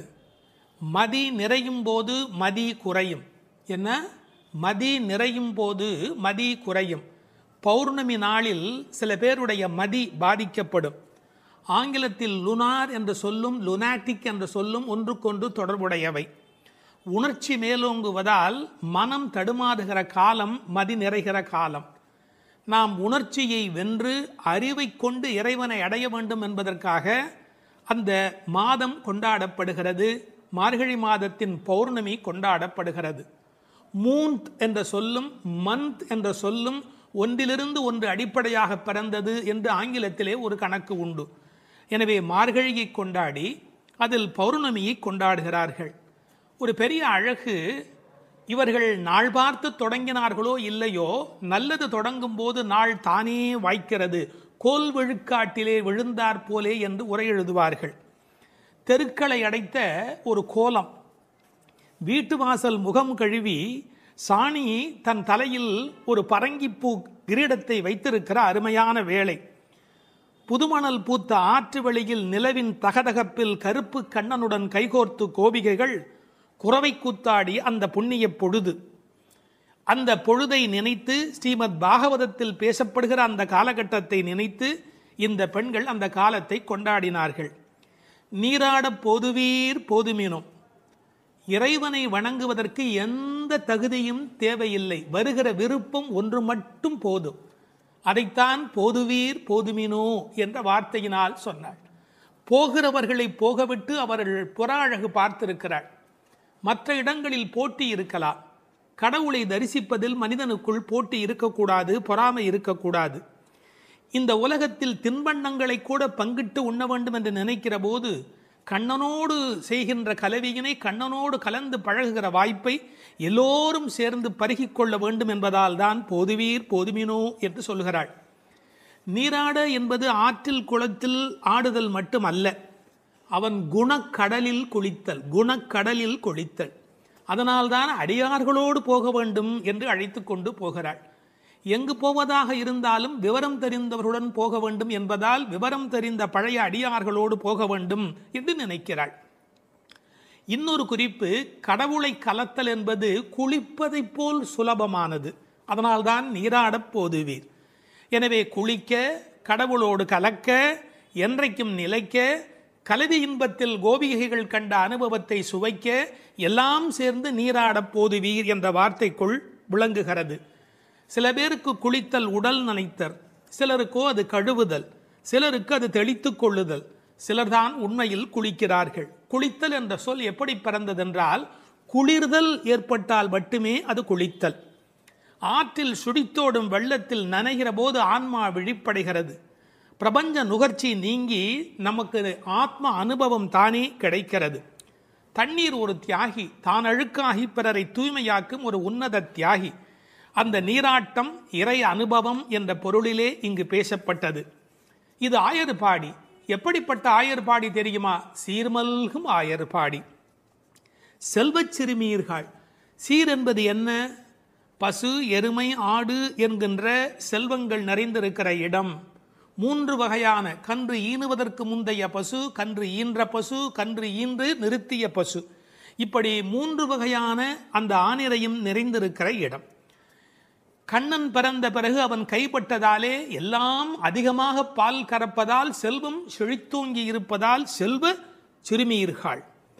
மாடு என்பது தமிழிலே செல்வத்தை குறிக்கும். ஒரு ஆச்சரியம், கேட்டில் என்கிற ஆங்கில சொல்லும் செல்வத்தின் குறியீடு. சிறுமீர்கள் என்றது என்ன என்றால் கண்ணனுக்கு ஒத்த வயதுடையீர் என்று பொருள். இப்போது யாரை பார்க்க போகிறார்கள்? கண்ணன் திருமாளிகை, அது நந்தகோபருடைய திருமாளிகை. அவர் சாதாரணமானப்பட்டவர் அல்ல, கூர்வேல் கொடுந்தொழிலன். அச்சத்தை ஏற்படுத்துவாரா என்றால் நன்றாக சாதுவாகத்தான் இருந்தால், பசும்புல் சாப மிதியாதவராய் இருந்தார். ஆனால் கண்ணனுக்கு தொடர்ந்து அசுரர்களால் துன்பம் வந்த காரணத்தினாலே எப்போதும் கையில் வேலோடு போருக்கு தயாராக இருப்பதைப் போல் இருக்கிற கூர்வேல் கொடும் தொழிலன் நந்தகோபன். அவன் குமரன், அடங்கி ஒடுங்கி இருக்கிற அழகான அப்பாவிடத்தில் அடக்கமான பிள்ளை. ஏறார்ந்த கண்ணி யசோதை இளம் சிங்கம். அவள் கண்ணுக்கு அழகு எப்படி வந்து சேர்ந்தது?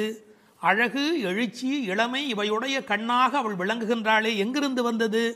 கண்ணனையே வைத்த கண் வாங்காமல் பார்த்து கண்ணனை கண்ணில் குடியேற்றியதால் வந்த அழகு. ஒரு நல்ல மகனை பெற்றால் தாய் தந்தைக்கு எத்தனை புகழ் பாருங்கள். ஒரு ஆழ்வார் அனுபவிக்கிறார். அழுகையும் அஞ்சினோக்கும் மண்ணோக்கும் தொழுகையும் எவை கண்ட கண்ணீரே என்று அந்த யசோதையின் கண்கள் கொண்டாடப்படுகின்றன. அங்கு இளம் சிறுமி என்ற வார்த்தையை பயன்படுத்தினாள். இங்கு யசோதை இளம் சிங்கம் என்று சொல்லுகிறாள். அப்பாவிடத்தில் குமரன், ஆனால் தாயிடத்திலே எப்போதும் பிள்ளைகள் வம்பு செய்யும் இளம் சிங்கம். கார்மேனி செங்கண் கதிர்மதியம் போல் முகத்தான், கருப்பான உடல், அதில் சிவப்பான கண்கள். செங்கண் என்பதை சிவந்த என்று பொருள் கொள்வதை விட செம்மை என்று பொருள் கொண்டால் இன்னும் அழகு.